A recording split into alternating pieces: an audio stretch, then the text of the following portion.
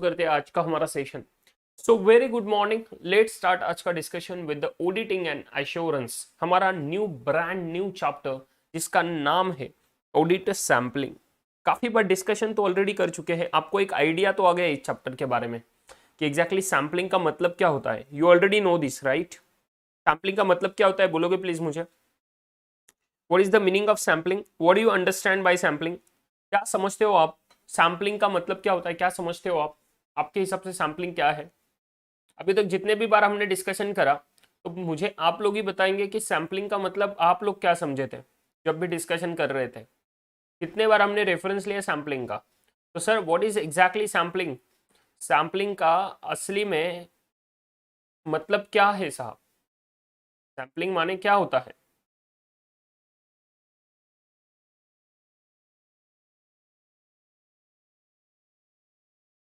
क्या होता है सैम्पलिंग का मतलब, बोलोगे उदय भाई, उदय जी बोलोगे प्लीज। What is sampling. तो sir sampling means very simple, it is the application of audit procedures but not on all the transactions.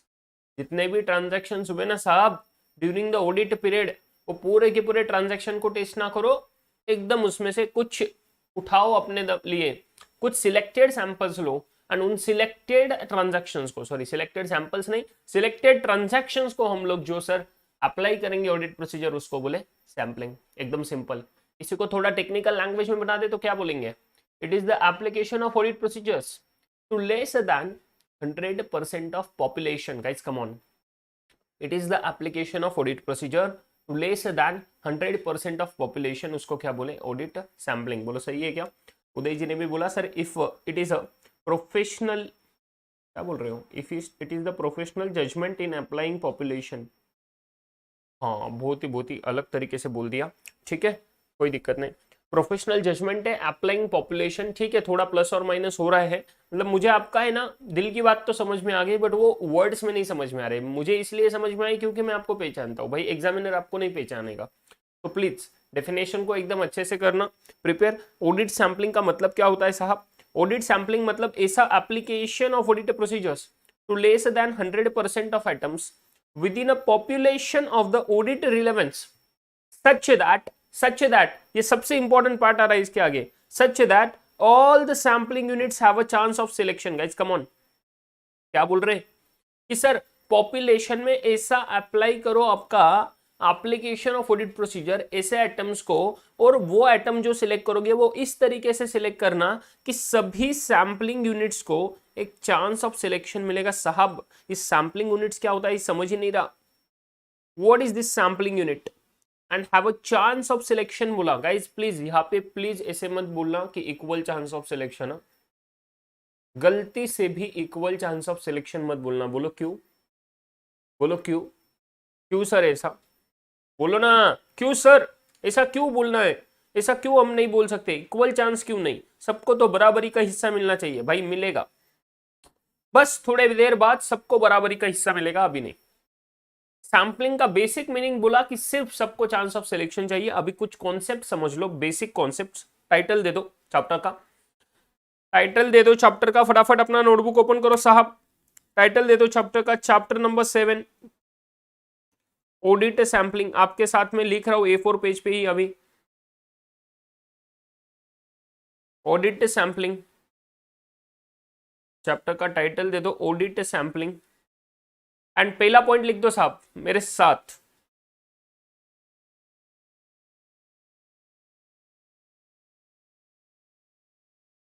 Basic concepts related to sampling. जितना बोल रहा हूं मेरे साथ लिखते जाओ please, basic concepts related to sampling, ठीक है। कौन सा पहला पहला बेसिक कॉन्सेप्ट है गाइस, कम ऑन। सर नहीं पता हमें, कोई दिक्कत नहीं ना, लिखो मेरे साथ, बस टाइटल देना है अपने बेसिक कॉन्सेप्ट का। डेटा सेट, पहला बेसिक कॉन्सेप्ट है data set. What is data set, ये छोटी छोटी चीजें जो मॉड्यूल में नहीं बताइए आप लोगों को समझना पड़ेगा, मैं बोल रहा हूं इसलिए मानना पड़ेगा। बोलो सही है क्या? तो पहला हेडिंग दी आपने।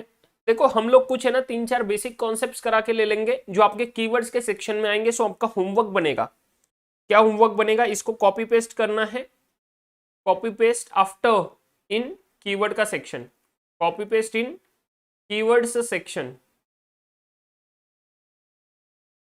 कीवर्ड के सेक्शन में कॉपी पेस्ट करने के लिए बोल रहा हूं, अभी कीवर्ड के सेक्शन में लिखना मत प्लीज, मेरी बात मानोगे तो अच्छा होगा, भला होगा आपका। सर ये बाद में होमवर्क है आपको कि इसको कॉपी पेस्ट करना है कीवर्ड के सेक्शन में, समझ रहे हो क्या? तो पहले तो सर डेटा सेट माने क्या होता है? डेटा सेट मतलब सिंपल सी बात है गाइस, कम ऑन, अभी बस ध्यान दो, इतना लिख लिया होगा, अभी जितना दिख रहा है आपको उतना दिखा होगा, दैट्स इट। इसके आगे कुछ नहीं लिखना आप लोगों ने, मैं बोलते जाऊंगा, आपने बस सुनना है मेरी बात। बोलो सही है क्या?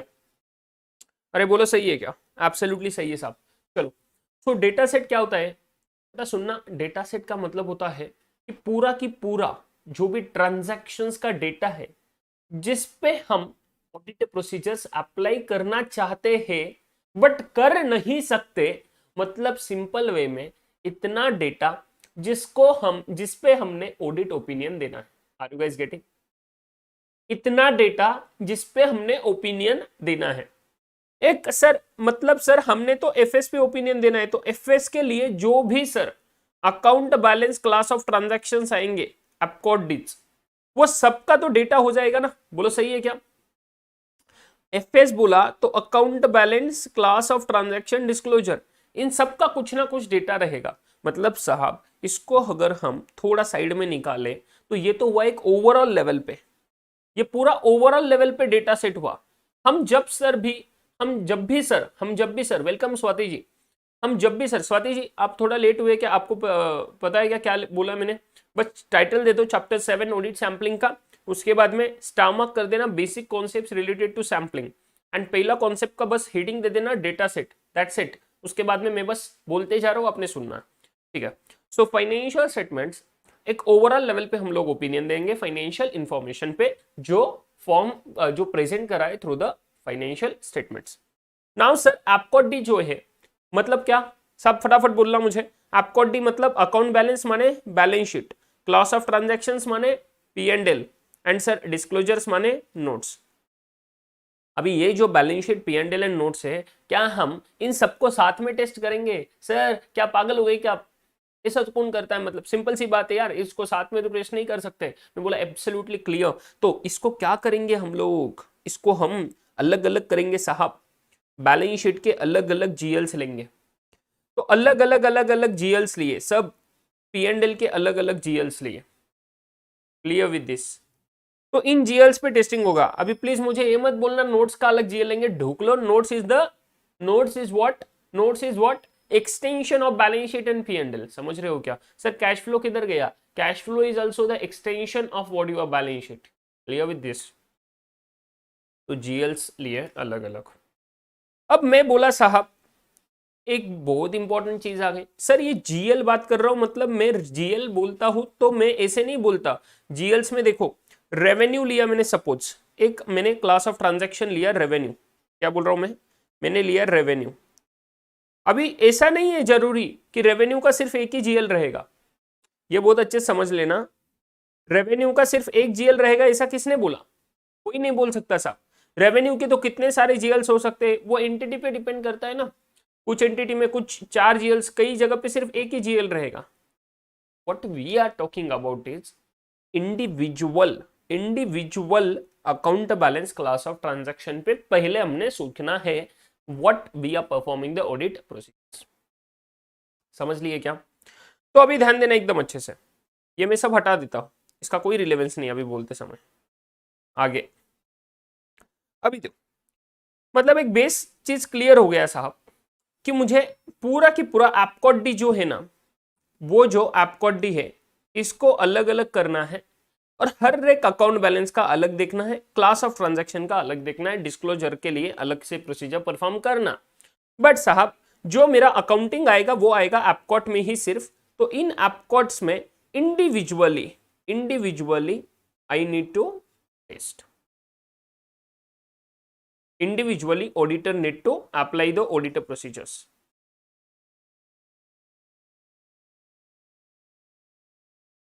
need to apply audit procedures. Clear कि इंडिविजुअली साहब अप्लाई करना है ऑडिट प्रोसीजर हर एक अकाउंट बैलेंस पे, हर एक क्लास ऑफ ट्रांजैक्शन पे. गुड मॉर्निंग शिवानी जी. शिवानी जी बस हमने टाइटल दिया है चैप्टर नंबर 7, उसके बाद में स्टार मार्क करा है basic concepts and first heading दिया है डेटा सेट, दैट्स इट. उसके बाद में कुछ लिखा नहीं है, बस ध्यान दे रहे. आप कोड डी में हर एक अकाउंट बैलेंस पे इंडिविजुअली टेस्टिंग करेंगे, क्लास ऑफ ट्रांजैक्शंस पे इंडिविजुअली टेस्टिंग करेंगे. ये लॉजिक बनता है, इसी को बोला जाता है. मैं जब बोलूं कि इंडिविजुअली मैं इनका टेस्टिंग करूंगा तो separately in particular account balance और क्लास ऑफ ट्रांजैक्शन का जो भी डिटेल्स ऑफ ट्रांजैक्शंस रहेंगे ना, उनको बोला जाता है data set. Data set at the data set का मीनिंग क्या होता है, ये मैं थोड़ा हटा लेता हूं अभी साइड को. ये मैं हटाऊंगा नहीं, पूरा की पूरा इस साइड में रख देता हूं इसको. मैं क्या बोला, डेटा सेट मीन्स, ध्यान दो चलो फटाफट. Data set means the details of transaction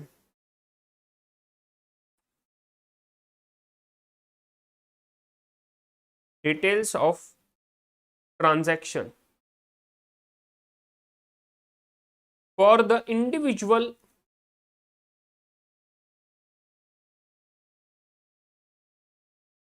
account balance and class of transaction.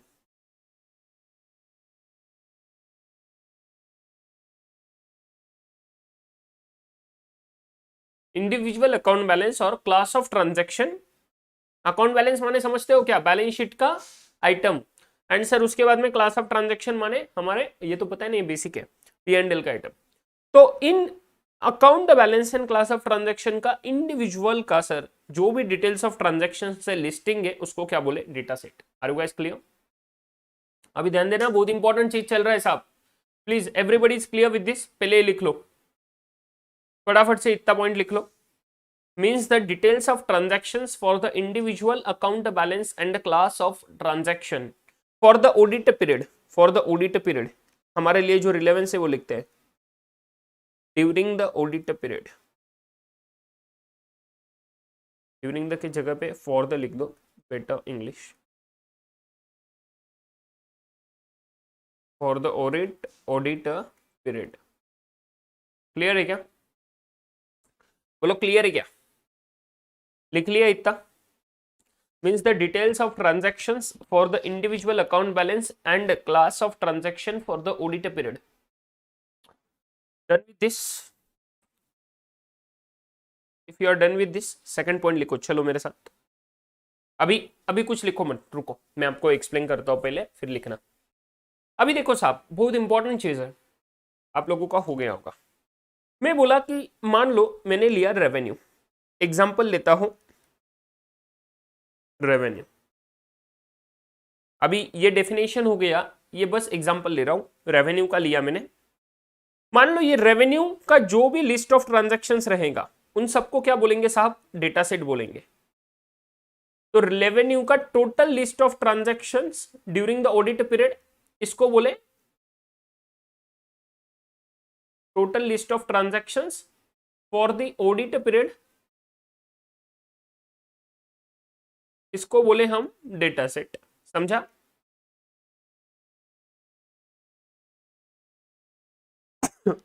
Sorry.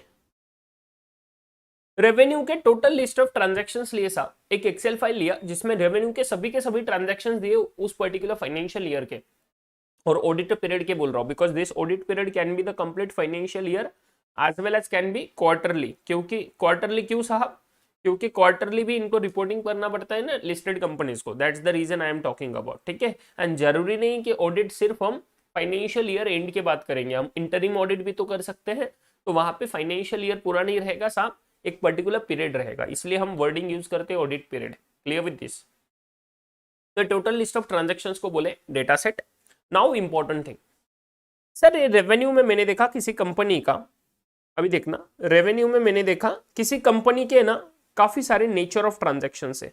So company जो करता है ना सर बिजनेस, उसमें कुछ गुड्स का सेल होता है, एंड कुछ सर्विसेज का सेल होता है। ठीक है, मैं आपको बस एग्जांपल दे रहा हूं, ध्यान दो।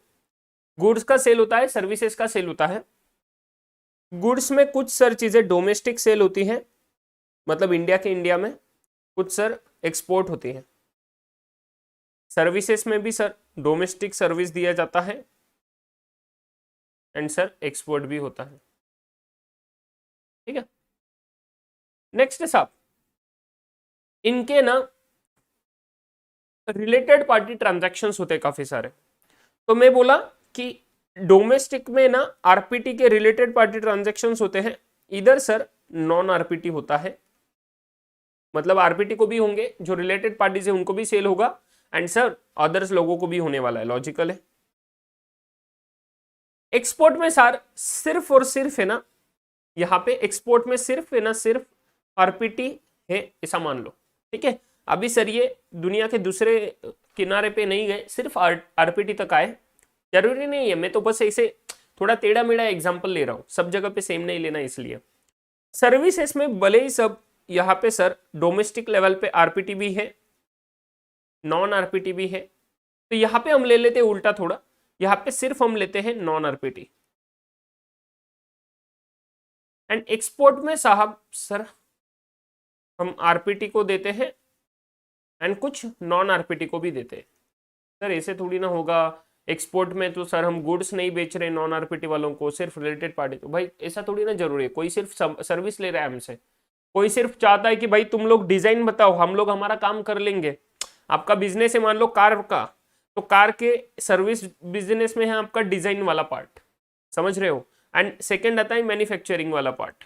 तो कार के कुछ जो पार्ट्स है ना, डिजाइन ऑफ पार्ट्स, उसके लिए आप सर्विस भी प्रोवाइड करते हो एंड आप मैन्युफैक्चरिंग भी करते हो। सर ऐसा पागल है क्या कोई जो खुद की डिजाइन दूसरों को बेचेगा? भाई खुद की नहीं बोल रहा मैं ऐसे इंडिविजुअल डिजाइन वगैरह प्रिपेयर कर रहे हैं ये लोग एंड दे रहे सर, और खुद के इस पे तो उन लोगों ने डिजाइन का इंटेलेक्चुअल प्रॉपर्टी राइट ले चुका है, वो नहीं सेल कर रहे। या सर मान लो वो लोग उसको भी ना सर ये कर रहे, रॉयल्टी के बेस पे दे रहे। मैं तो बस एक हाइपोथेटिकल एग्जांपल ले रहा हूँ, ठीक है ना। तो ऐसे पॉसिबल है साहब, अभी ध्यान देना एकदम अच्छे से। आप मैंने बोला साहब जब मैं सैम्पलिंग बोलता हूं, सैम्पलिंग का, तो सैम्पलिंग अगर मुझे करना है तो सैम्पलिंग करते समय मुझे ये पूरे के पूरे जो ट्रांजैक्शंस है, टोटल लिस्ट ऑफ ट्रांजैक्शंस, इनमें से कुछ ट्रांजैक्शंस को सिलेक्ट करना पड़ेगा। सही है, सैम्पलिंग माने क्या कि selection of certain transactions, selected transactions को सर टेस्ट करना। 100% टेस्टिंग नहीं करना साहब, सिलेक्टेड ट्रांजैक्शंस को टेस्ट करना। अभी सिलेक्टेड ट्रांजैक्शंस को मुझे टेस्ट करना है, तो कोई दिमाग क्या लगाएगा पहले कि सर ये सबको साथ में ले लो और सभी के सभी ट्रांजैक्शंस को लेके उसमें से कुछ सर सिलेक्ट कर लो सर ट्रांजैक्शंस। तो अभी देखो दिक्कत क्या होने वाली जिंदगी में आपके। पहला प्रॉब्लम आएगा, अगर आप लोग, कुछ प्रॉब्लम्स आएंगे इधर, अगर आप ऐसा करने जाओगे ना, दिमाग लगाओगे ना, तो फिर कुछ प्रॉब्लम्स आएंगे। क्या प्रॉब्लम आएंगे ध्यान रखो। आपने टोटल लिस्ट ऑफ ट्रांजैक्शन लिया एंड ये टोटल लिस्ट ऑफ ट्रांजैक्शन से आपने ना सिलेक्ट कर लिया, तो आपने सबको कंसोलिडेट कर लिया एंड कंसोलिडेटेड के इस पे आप लोगों ने ना सैंपलिंग किया कंसोलिडेटेड पे इस पे। तो मान लो आपने 15 सैंपल्स लिए और ये कंसोलिडेटेड बेसिस पे जो 15 सैंपल्स आए ना, इसमें मैं ले रहा हूं कुछ एग्जांपल्स कि इसमें सर 5 सैंपल्स आए जो डोमेस्टिक नॉन आरपीटी का गुड्स सेल था। सर कुछ आए सेकंड 4 ट्रांजैक्शंस, 5 4 9 3 12 3 15, ठीक है, ऐसे लेता हूं। तो 4 ट्रांजैक्शंस आए सर आरपीटी ऑफ एक्सपोर्ट के, 3 ट्रांजैक्शंस आए साहब RPT of export of goods, export of goods बोल देता हूं। यहां पे सर 3 ट्रांजैक्शंस आए आरपीटी ऑफ सर्विसेज एक्सपोर्ट में, सही है। एंड सर और 3 ट्रांजैक्शंस आए non RPT of domestic service, ठीक है।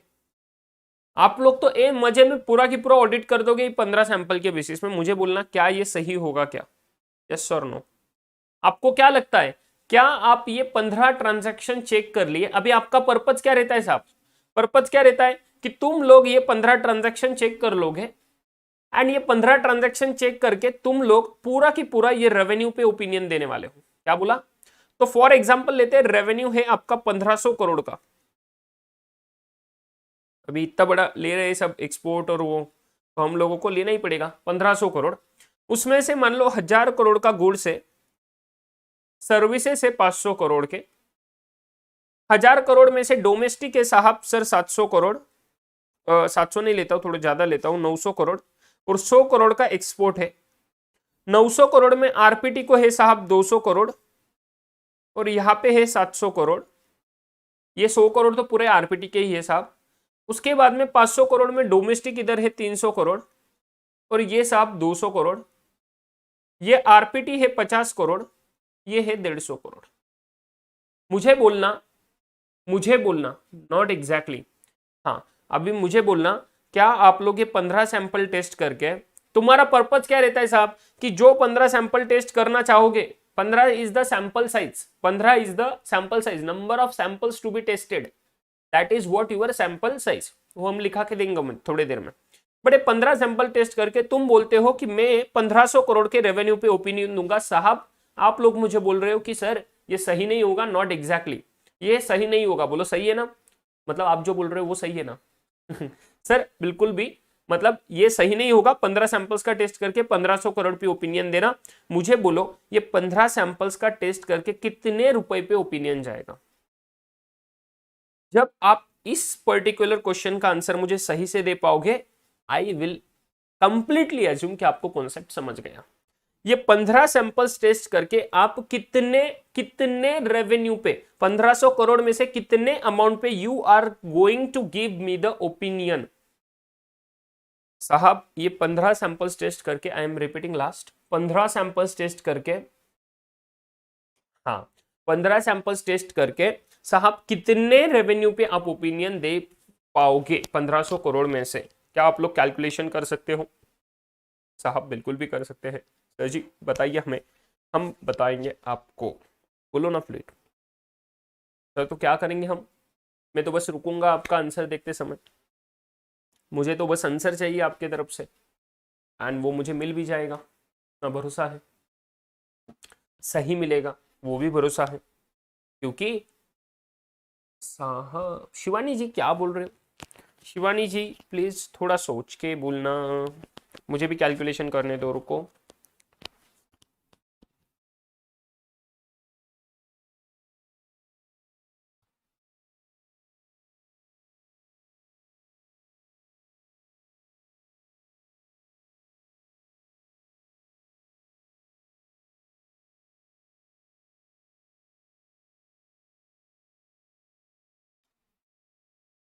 मुझे आंसर मिल गए साहब,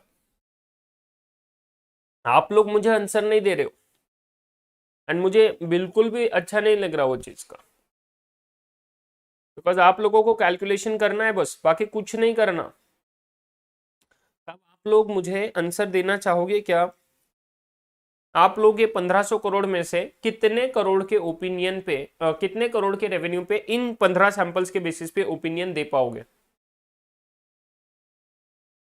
स्वाति जी ने बोल दिया sir 1150 crore. O my God, 1500 में से सिर्फ 1150 करोड़? हाँ ऐसे कैसे? उदय, शिवानी जी प्लीज थोड़ा रिकैलकुलेट करो।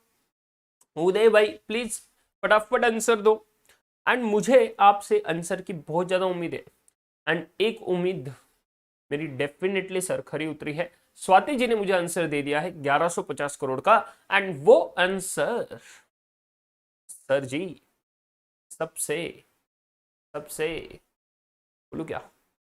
अरे ढूक लो, मैं आपके आंसर का वेट कर रहा हूँ। उदय जी, शिवानी जी प्लीज फटाफट बोलो ना यार। अरे आपको कैलकुलेशन करना है बस, बाकी कुछ नहीं यार। फर्स्ट स्टैंडर्ड का बच्चा, सेकंड स्टैंडर्ड का बच्चा कर पाएगा वो कैलकुलेशन को, बिकॉज कॉन्सेप्ट तो आपको पता है, सिर्फ प्लस करना है कैलकुलेटर पे। हाँ सर जी, फिर भी आप आंसर नहीं दे रहे। चलो ठीक है, मैं बोल देता हूं Swati ji, you are absolutely right. कैसे? सर हम जो 15 सैंपल्स टेस्ट कर रहे हैं ना सर जी, हम उसमें देखो हमारे पास नेचर ऑफ ट्रांजैक्शंस कितने हैं रेवेन्यू में? Sir goods and service, no. Goods में भी domestic export, not exactly, because domestic में भी आरपीटी नॉन आरपीटी है। तो एक्चुअल में देखा ना इसे नेचर के पर्सपेक्टिव से, तो पर्सपेक्टिव हमारा हो जाता RPT domestic goods, non RPT domestic goods, RPT export goods, non RPT domestic service, RPT export service, non RPT export service. तो यहां पे तीन 6 टाइप के ट्रांजैक्शन, बट हमारे झोल हो गए सर 6 टाइप में से हमने सिर्फ 4 टाइप के ट्रांजैक्शंस को चेक करा। सर तो वो तो सही है ना, वो तो सही है कि 15 सैंपल्स लिए तो हम लोगों ने 1500 करोड़ में से लिए, जरूरी थोड़ी है कि 6 के 6 टाइप के ट्रांजैक्शन यहां पे कवर होने वाले हैं। वही तो झोल हुआ ना साहब। तुम लोग चेक कर रहे हो domestic non RPT goods sale, तो तुम कैसा बोल सकते हैं कि domestic non RPT goods sale करके मैं डोमेस्टिक नॉन आरपीटी सर्विसेज पे ओपिनियन दे पाऊंगा? पागल हो गए क्या? बिल्कुल भी पॉसिबल नहीं, क्योंकि हर एक नेचर ऑफ ट्रांजैक्शन अपने आप में अपना एक हम अलग कैरेक्टरिस्टिक रखता है। बोलो सही है क्या? बोलो गाइस, क्लियर विद दिस? हर एक नेचर ऑफ ट्रांजैक्शन अपने आप में अपना एक अलग कैरेक्टरिस्टिक रखता है, उसका खुद का अलग कैरेक्टर है। सर उसके कैरेक्टर को किसी के साथ आप कंपेयर कर लोगे एंड दोनों को सेम मानोगे तो उसका बुरा नहीं लगेगा? ऑब्वियसली बुरा लगेगा सर, एंड ये एकदम गलत कर रहे हो आप, फिर ऐसा नहीं करना चाहिए। इसीलिए बोले कि तुम लोग कितने भी बार ट्राई करो, सर हम और एक बार है ना 1500 करोड़ में से सैंपलिंग कर लेंगे, देखेंगे 6 के 6 कवर हो रहे क्या। तो लॉजिकल है साहब, तुम आरपीटी डोमेस्टिक गुड्स का टेस्टिंग करके नॉन आरपीटी डोमेस्टिक गुड्स पे ओपिनियन नहीं दे सकते, बिकॉज आरपीटी में रिस्क अलग है, नॉन आरपीटी में रिस्क अलग है। बोलो सही है क्या? अरे अभी भी बोल नहीं रहे हो आप लोग? आरपीटी में रिस्क अलग है, नॉन आरपीटी में रिस्क अलग है। Clear with this? Sir RPT में ज्यादा रिस्क है, नॉन आरपीटी में उससे कम रिस्क है, तो क्यों ना मैं ऐसे करूं? Repeat sir, network issue in my side. Okay okay ठीक है, मैं एक बार करता हूं रिपीट, ध्यान दो बेटा। मैं क्या बोल रहा था कि सर ये 15 सैंपल जो है ना, ये 15 सैंपल्स में मेरे ये 4 नेचर ऑफ ट्रांजैक्शंस कवर होंगे। अभी 4 नेचर ऑफ ट्रांजैक्शंस कवर होंगे, मेरे पास एक्चुअल में 6 नेचर ऑफ ट्रांजैक्शंस है। RPT domestic goods, non RPT domestic goods, RPT export goods, non RPT domestic service, RPT export service, non RPT export service. साहब ये 6 nature of transaction अपने आप में अलग अलग कैरेक्टरिस्टिक रखते हैं, अलग अलग कैरेक्टर रखते हैं, उनका कैरेक्टर अलग है, उनका रहने का तरीका अलग है, सब चीजें अलग है साहब। एकदम कैजुअल लैंग्वेज में बोल रहा हूँ, तो आप लोग समझ रहे हो क्या? अपना अपना रिस्क अलग है साहब। आरपीटी डोमेस्टिक गुड्स बोलूं तो उसका रिस्क अलग, नॉन आरपीटी डोमेस्टिक गुड्स का रिस्क अलग, क्योंकि RPT is the higher risk as compare to the non RPT. Non RPT से ज्यादा रिस्क आरपीटी में होता है, तो तुम लोग दोनों को कैसे इज्जत में रख सकते हो? साथ में नहीं रख सकते भाई। तुम लोगों को अलग अलग नजरिए से देखना पड़ेगा। तुमको आरपीटी गुड्स को अलग से देखना पड़ेगा, नॉन आरपीटी गुड्स को अलग से देखना पड़ेगा, डोमेस्टिक एक्सपोर्ट को उसमें अलग से देखना पड़ेगा, क्योंकि डोमेस्टिक में डॉक्यूमेंट्स फॉर्मेलिटीज अलग होती है, एक्सपोर्ट में डॉक्यूमेंट फॉर्मेलिटीज अलग होती है। डोमेस्टिक के सेल्स एंड टर्म्स कंडीशन अलग होते हैं, एक्सपोर्ट के सेल्स टर्म्स कंडीशन अलग होते हैं। समझे क्या?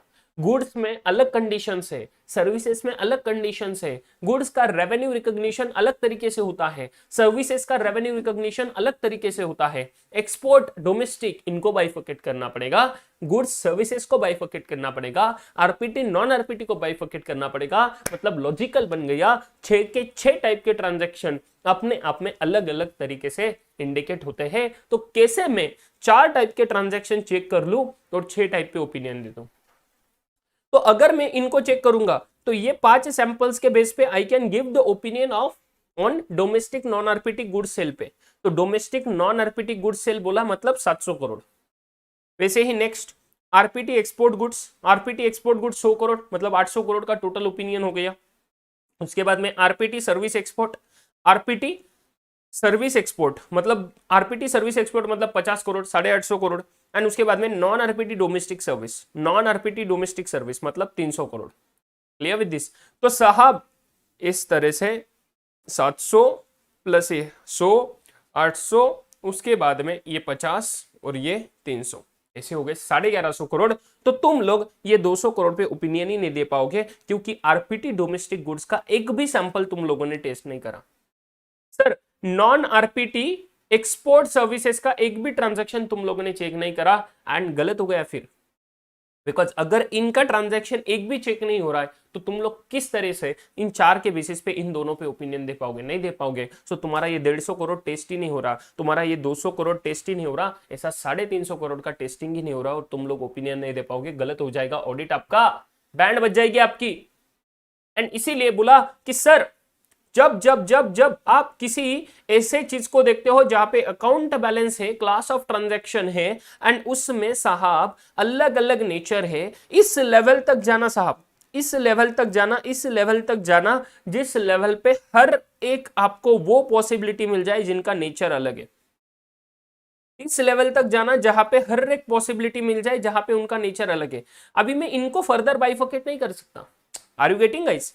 मैं इस लेवल तक गया कि जहां पे सर मुझे सेम नेचर मिल जाएगा, मतलब मैं आरपीटी बोलूं तो उसमें सभी के सेम नेचर होंगे, नॉन आरपीटी बोलूं तो सबके सेम नेचर होंगे, आरपीटी एक्सपोर्ट बोलूं तो सबके सेम नेचर हो जाएंगे, इधर इसका बोलूं तो सबके सेम, इधर ये इधर ये। तो अभी इसके नीचे फिर से लेवल करना मेरे लिए डिफिकल्ट है, समझ रहे हो क्या? तो इस लेवल तक जाओ, बोल रहे इस लेवल तक जाओ जहां पे उनके नेचर सेम हो जाएंगे, and now you need to sample on this 200 crore अलग से, ऑन दिस 700 करोड़ अलग से, ऑन दिस 100 करोड़ का अलग से, ऑन दिस 300 करोड़ अलग से, ऐसे 6 की 6 चीजों पे अलग अलग अलग अलग अलग अलग सैंपलिंग करना पड़ेगा। बोलो सही है क्या? क्या क्वेश्चन पूछ रहे हो? सर एक्सपोर्ट में आरपीटी चेक हुआ है, एक्सपोर्ट में आरपीटी, एक्सपोर्ट में आरपीटी गुड्स का सर चेक करेंगे ना, बराबर है ना? आरपीटी एक्सपोर्ट गुड्स बराबर है ना? तो मैं बोला ना ये 700 करोड़ टेक्स्ट हुआ, 100 करोड़ चेक हुआ, ये 50 करोड़ चेक हुआ और ये चेक हुआ, तो ये इतने ले लिए ना मैंने, इतना ही चेकिंग हुआ है हमारा, समझ रहे हो क्या? ये इतना ही चेकिंग हुआ है, 700, 100, 300, 50, तो 1150 करोड़ बराबर है ना? ये 200 करोड़ का चेकिंग कहाँ हुआ? आरपीटी डोमेस्टिक गुड्स नहीं चेक हुआ, and non RPT export service नहीं चेक हुआ, नीचे देखो। तो मैं इन 150 करोड़ पे ओपिनियन नहीं दे सकता इन चार के बेसिस पे, एंड ये 200 करोड़ पे भी ओपिनियन नहीं दे सकता, क्योंकि अपने अपने अलग अलग बंदे, भैया उनकी इज्जत मत निकालो प्लीज आप लोग, उनको अलग से इज्जत देनी पड़ेगी, नहीं तो तुम नहीं वो गुस्सा हो जाएंगे फिर। एंड सिंपल सी बात है यार, दो बंदे बैठे हैं, बोल रहे हो मैं एक का चेकिंग करूंगा, एक दोनों, सिंपल सी बात है यार, दो बंदे बैठे, मैं बोलूंगा भाई मैं एक से बात करूंगा, दूसरे से नहीं करूंगा, इससे बात कर ली, इसके बेसिस पे जो ओपिनियन आएगा मैं इसको मान लूंगा, वो बोलेगा भाई पागल हो गया तू, वो बंदा कुछ अलग सोचता है, मैं कुछ अलग सोचता हूं, तूने उससे बात करके अगर कुछ ओपिनियन दे रहा है तो तुझे मुझसे भी तो बात करनी पड़ेगी, तू एज्यूम नहीं कर सकता कि मैं भी उसके जैसा हूं। भैया कोई सेम नहीं है जिंदगी में, सब लोग अलग अलग है, तो इनको हर एक बंदे को अलग अलग इज्जत मिलनी चाहिए। एंड इसीलिए बोले कि तुम जब 1500 करोड़ का डेटा सेट लिए ना, तो guys please do not make the sampling, please do not do sampling on this data set. तुम डेटा सेट पे सैम्पलिंग मत करो साहब, तुम जाओ इधर नीचे 200 करोड़ पे सैम्पलिंग करो, तुम जाओ इधर नीचे 700 करोड़ पे अलग से करो, तुम ये 100 करोड़ पे अलग से करो, तुम ये 300 पे अलग से करो, 50 पे अलग, 150 पे अलग, एंड इस तरीके से आप लोगों को, इस तरीके से आप लोगों को ये करना पड़ेगा साहब। Clear with this? इस तरीके से आप लोगों को अलग अलग अलग अलग अलग अलग लाना पड़ेगा हर एक चीज को। एंड जब मैं अलग अलग लिस्टिंग करूंगा, 200 करोड़ का अलग लिस्ट करूंगा, 700 करोड़ का अलग लिस्ट करूंगा, 100 करोड़ का अलग करूंगा, 300 का अलग, 50 का अलग, 150 का अलग, तो उसको बोला जाता है पॉपुलेशन। क्या बोला? Sampling population. Guys come on, यहां पे ये लिख लो, प्रॉब्लम स्टेटमेंट लिख लेना, एक एग्जांपल देके, मैं पूरा डिटेल में लिखा के दे रहा हूं, because this is the most practical chapter in entire audit. This is one of the most practical chapter in entire audit. ये आप कहीं पर भी छूट नहीं सकते। मैं बोलूं ये चैप्टर स्मॉल साइज में भी अप्लाई होता, मिड साइज में भी होता, लार्ज साइज में भी होता, बिग फोर में भी होता, तो ये चैप्टर कहीं भी नहीं छूटेगा। भला वो बात अलग है कि सैंपलिंग करने का तरीका सबका अलग रहेगा। स्मॉल साइज में आप लोग इतना छोटे लेवल पे नहीं जाते हो सोचने के लिए, स्मॉल साइज में कोई मैटर नहीं करता, बिकॉज उनके पास इतने बड़े क्लाइंट होते नहीं है यूजुअली, यूजुअली बोल रहा हूँ, कोई दिल पे मत लेना, समझे क्या? दैट इज द रीजन ये आपको सब चीजें ना बिग फोर लेवल पे सीखने मिलती है, mid size upper mid size firm में, लार्ज साइज फॉर्म में सीखने को मिलती है। Clear with this? Shivani ji आपका क्वेश्चन क्लियर हो गया क्या? प्लीज कंफर्म करोगे मुझे? क्लियर क्या? आप लोगों को समझ गया क्या? रे बोलो ना। तो मैंने बोला कंसोलिडेटेड बेसिस पे सैंपलिंग करा, मतलब क्या हुआ इसका? Sampling on data set.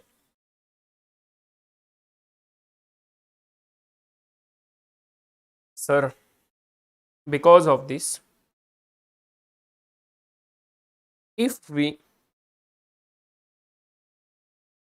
do sampling on data set,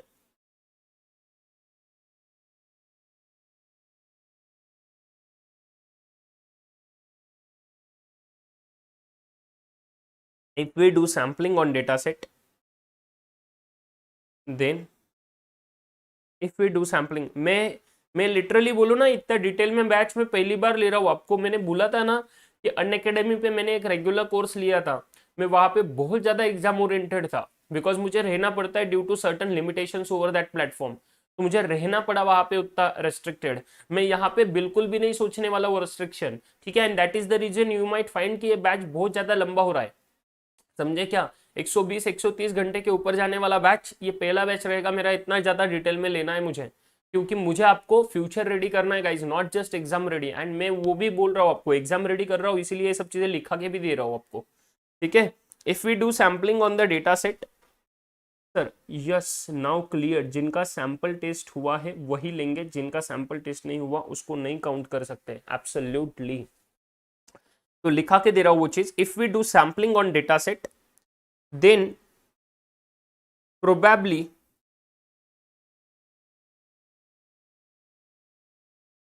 probably ना भैया, ये तो एक प्रोबेबिलिटी है, अगले बार सैम्पलिंग करोगे 15 सैंपल तो पॉसिबल है ये छोड़ के कोई और आ जाए, समझे ना? बट सर प्रोबेबली ऐसा हो कि सबके सब कवर नहीं हो जाए, then probably total sample size, ये सैंपल साइज नीचे लिखा के दे दूंगा, total sample size may not cover all the nature of transactions.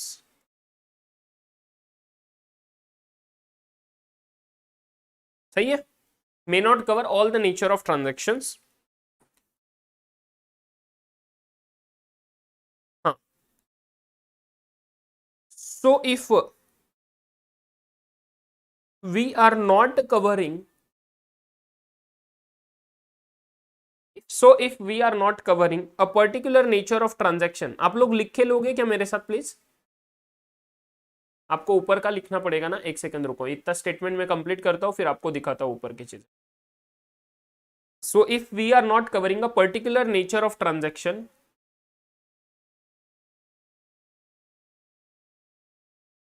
in sampling, in samples,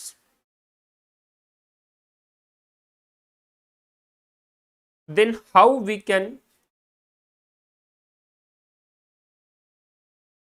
provide the opinion over that?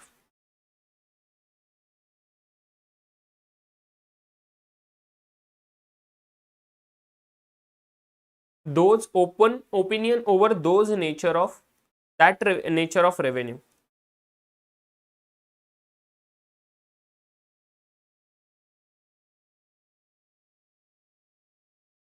उस नेचर ऑफ रेवेन्यू पे कैसे सर हम लोग ओपिनियन दे पाएंगे? लॉजिकल है, समझे ना? अभी लिख के ले लो मेरे साथ, ये फटाफट एग्जांपल लिखना, आप लोगों ने डेफिनेशन लिखा हुआ है, एग्जांपल लिखना, एंड जैसे जैसे होते जाएगा प्लीज मुझे डन डन करते जाना, डन डन डन। आप लोगों को थोड़ा एग्जांपल चेंज करना है तो कर सकते हो, मैं रिकमेंड करूंगा मत करो।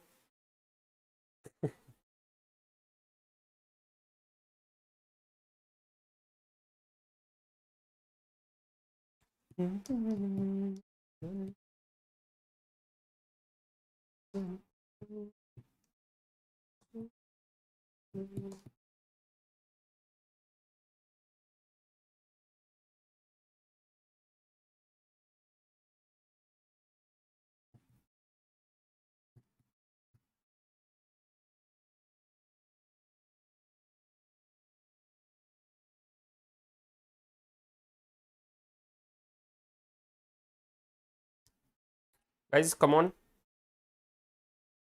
जल्दी जल्दी करो आप प्लीज।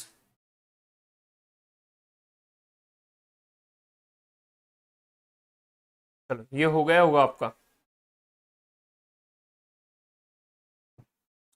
एक बार क्विकली गो थ्रू करके देता हूँ। रेवेन्यू 1500 करोड़ था, उसके नीचे goods 1000 crore, services 500 crore, goods में domestic 900 crore, export 100 crore, domestic में 900 में से RPT 200 crore, non RPT 700 crore, export goods था 100 करोड़ का, उसमें सिर्फ आरपीटी है तो ऑब्वियसली पूरा की पूरा 100 करोड़ आरपीटी का एक्सपोर्ट है। सर्विसेज में domestic 300 crore, export 200 crore. Services में डोमेस्टिक जो है वो सिर्फ और सिर्फ नॉन आरपीटी वालों का है। एक्सपोर्ट में RPT 50 crore, non RPT 150 crore, that's it. नीचे लिखना कंसोलिडेटेड बेसिस पे सैम्पलिंग करा, सैम्पलिंग ऑन डेटा सेट। गलत चीज लिखा के दे रहा हूं और नीचे उसका एक्सप्लेनेशन दे रहे हैं, बिकॉज आपको रिवीजन करते समय पता लगेगा। ये जो पार्ट रहेगा ना आपके पन्ने का, मतलब ये नोट्स का, ये जो पेजेस रहेंगे आपके, ये जिंदगी भर काम आने वाले हैं। तो चाहिए तो इसको फ्रेम करा के रख देना। बहुत ज्यादा हो गया, बिकॉज आपके दिमाग में अभी बात घुस गई है तो आपको ये नोट्स के पेजेस की जरूरत नहीं पड़ेगी साहब। क्लियर? प्लीज बोलना मत, जरूरत पड़ेगी बाद में। देखो पीरियोडिकली रिवीजन तो करते ही जाएंगे ना, और एक बार ये दिमाग में घुस गया तो और क्या, मतलब लॉजिक समझ गया ना तो फिर बाद में कोई दिक्कत नहीं है आपको। चलो तो 15 सैंपल्स लिए साहब कंसोलिडेटेड बेसिस पे। उसमें 4 चीजें बाइफर्केट करो। Domestic non RPT goods sale का 5 सैंपल्स आए, 4 सैंपल्स आए आरपीटी एक्सपोर्ट गुड्स के, 3 आए आरपीटी सर्विसेज एक्सपोर्ट के, 3 आए नॉन आरपीटी डोमेस्टिक सर्विसेज के। गाइस डन क्या? सिर्फ शिवानी जी ने डन बोला मुझे, बाकी लोग क्या कर रहे हैं? जल्दी जल्दी लिखो, थोड़ा जल्दी जल्दी लिखो साहब।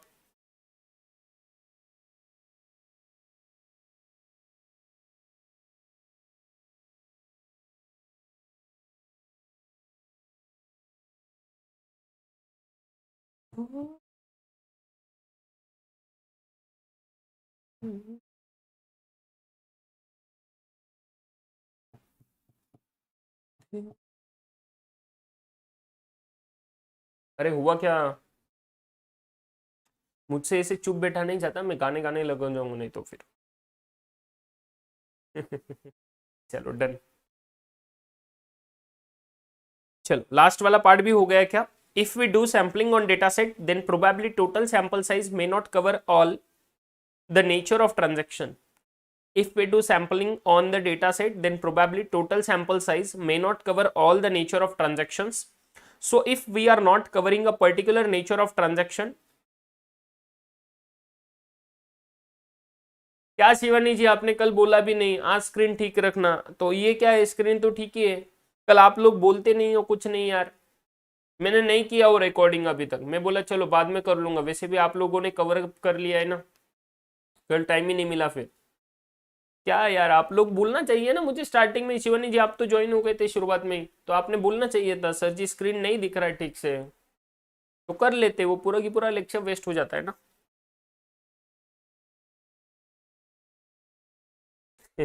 चलो come on. If we do sampling on data set then probably total sample size may not cover all the nature of transactions.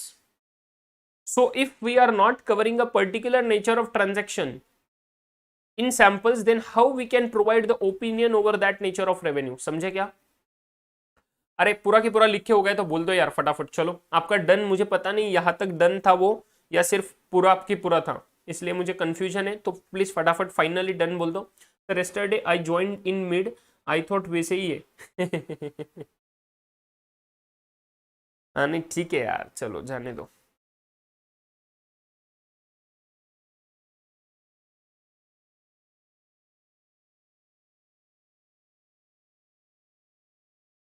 चलो चलो चलो छोड़ो, चलो यारो फटाफट बोल दो मुझे, ये पूरा की पूरा लिखे हो गया तो मुझे आगे लिखा के देना है आपको।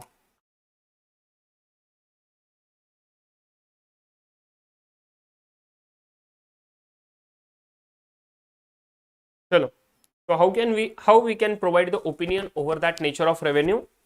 सो सो नीचे एरो कर देना।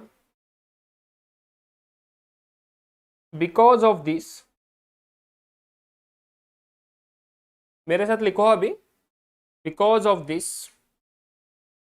we need to break down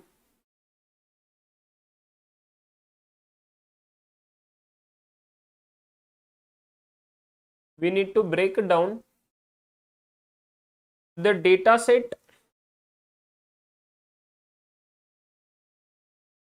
set to such levels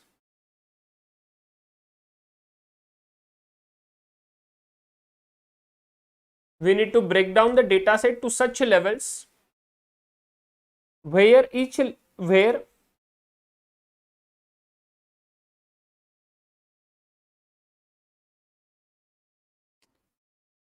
phone में ऐसा ही दिख रहा होगा।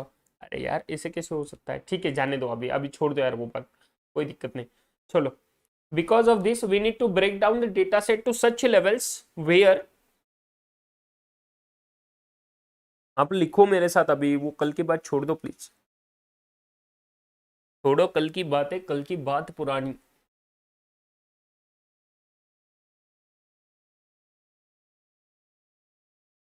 चलो, because of this we need to break down the data set to such levels where each level transactions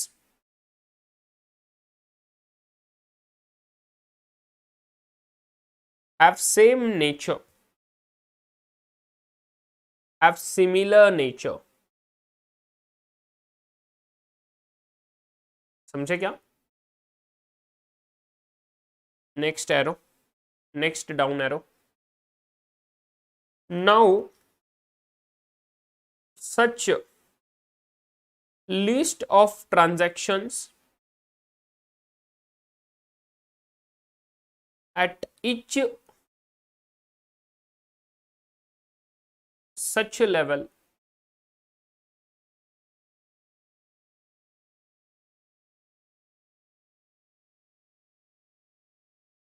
is used for the sampling,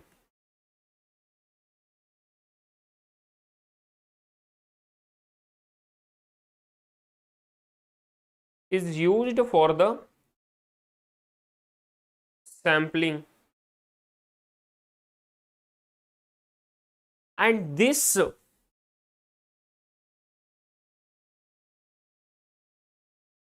list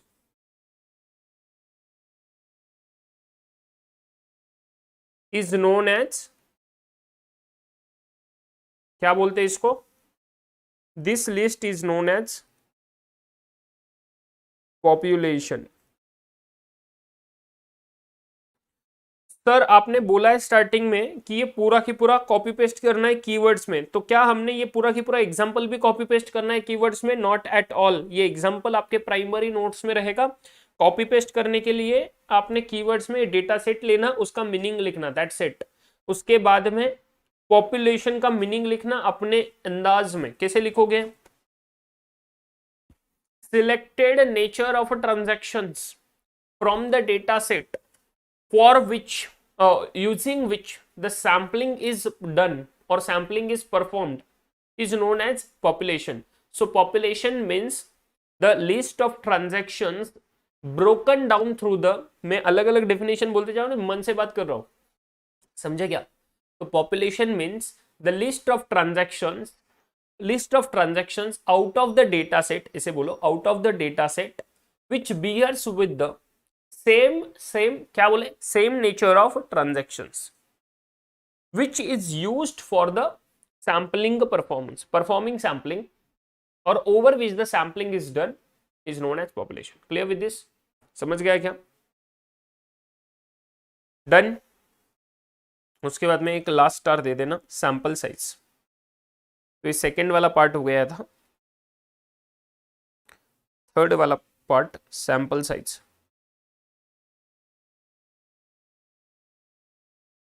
sample size का मतलब क्या होता है साहब? Sample size means this is nothing but the number of transactions, this is the number of transactions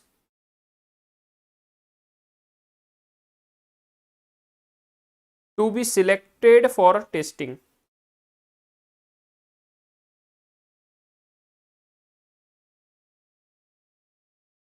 out of number of transaction to be selected for testing out of, please गलती से भी यहाँ पे डेटा सेट मत बोलना, population.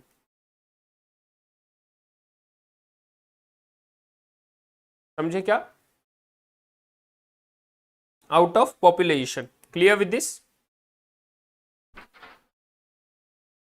To be selected for audit testing बोल दो आप please. To be selected for audit testing बोलो थोड़ा।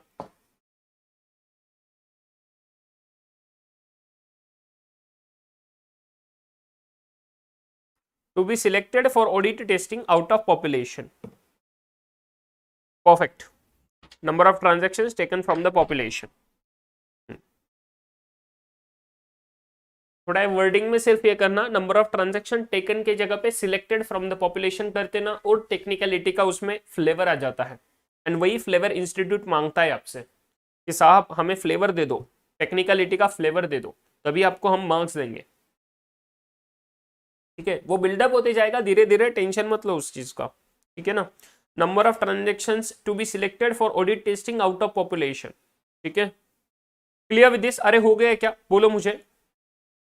इतना पूरा लिख के हो गया तो हम बढ़ेंगे आगे through our notes.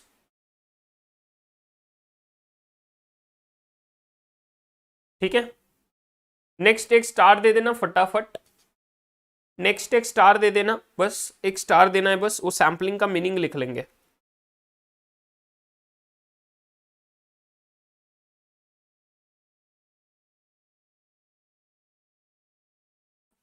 Meaning of sampling. Sampling का मीनिंग क्या होता है, लिखो मेरे साथ। It means application of procedure, application of audit procedures,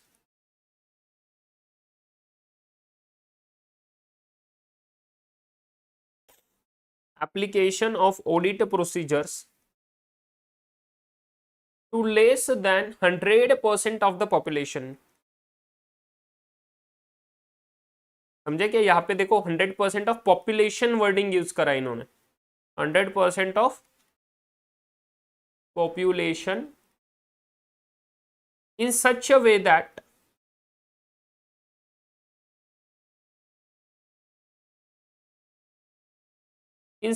that each transaction out of population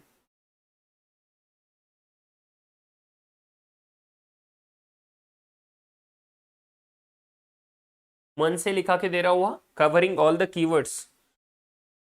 Application of audit procedures to less than 100% of population in such a way that each transaction out of population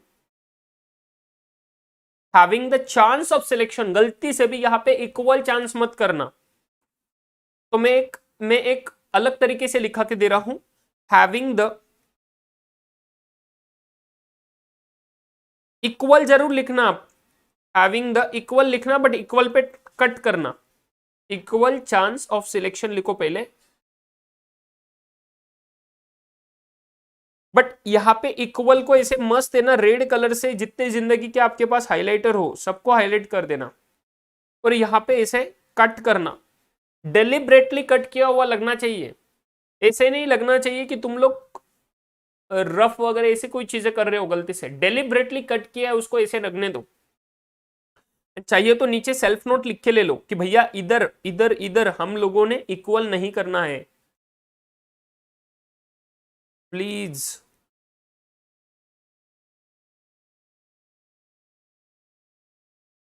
don't include equal wording here.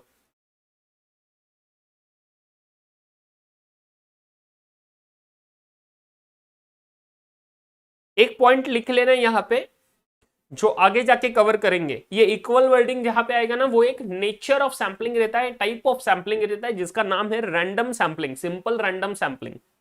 Please don't include equal wording here, it is the simple random sampling,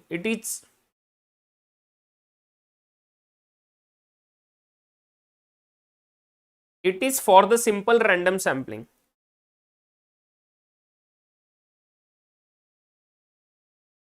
It is for the simple random sampling only।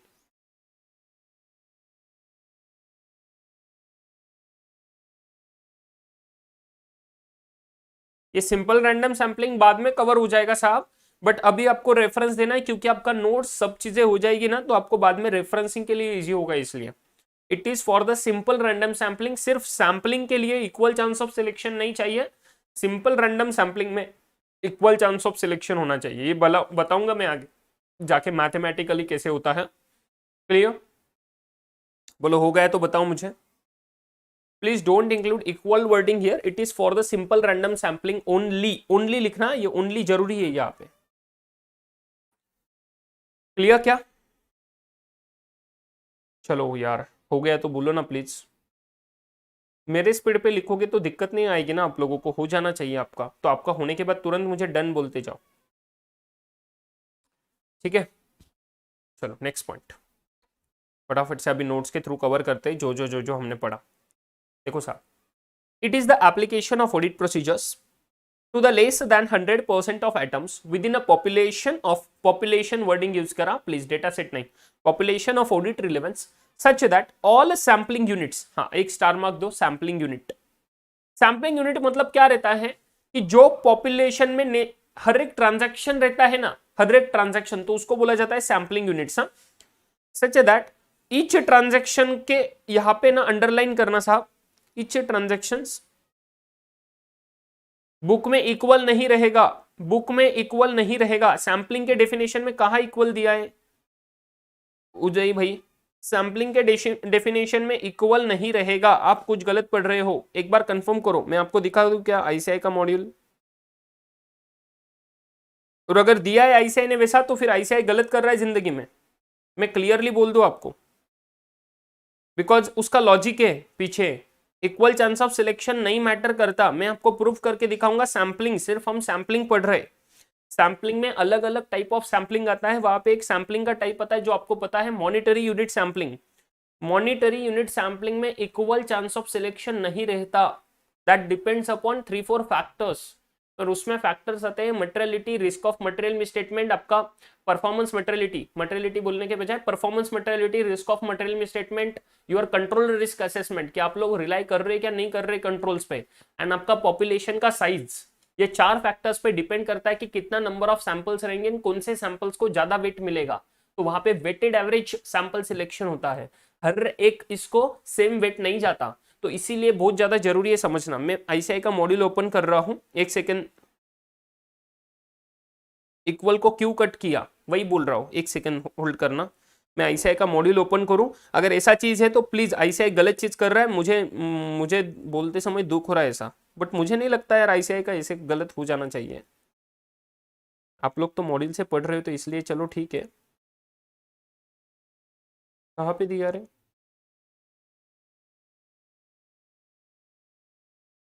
हाँ, इधर इन्होंने equal chance of selection बोला है guys, please वहां पे equal मत करना, लिख के रख देना। अभी मैं कुछ नहीं कर सकता, अगर आईसीआई ने बोला है तो मैं कुछ नहीं कर सकता, बट लॉजिकली नहीं है, बिल्कुल भी गलत है वो चीज, एकदम गलत है। इक्वल को क्यों कट किया मैं आपको प्रूफ करके दिखाऊंगा, और मैंने अभी आपको लॉजिक भी बताया कि इक्वल चांस ऑफ सिलेक्शन क्यों नहीं होना चाहिए वहां पे, क्योंकि साहब मैं आपको अभी बोल ही देता हूँ। चलो ठीक है, अलग अलग सैम्पलिंग होता है, देखो अलग अलग टाइप्स ऑफ सैम्पलिंग है, हर एक टाइप पे नहीं जाऊंगा तुरंत में, पर एक होता है रैंडम सैम्पलिंग।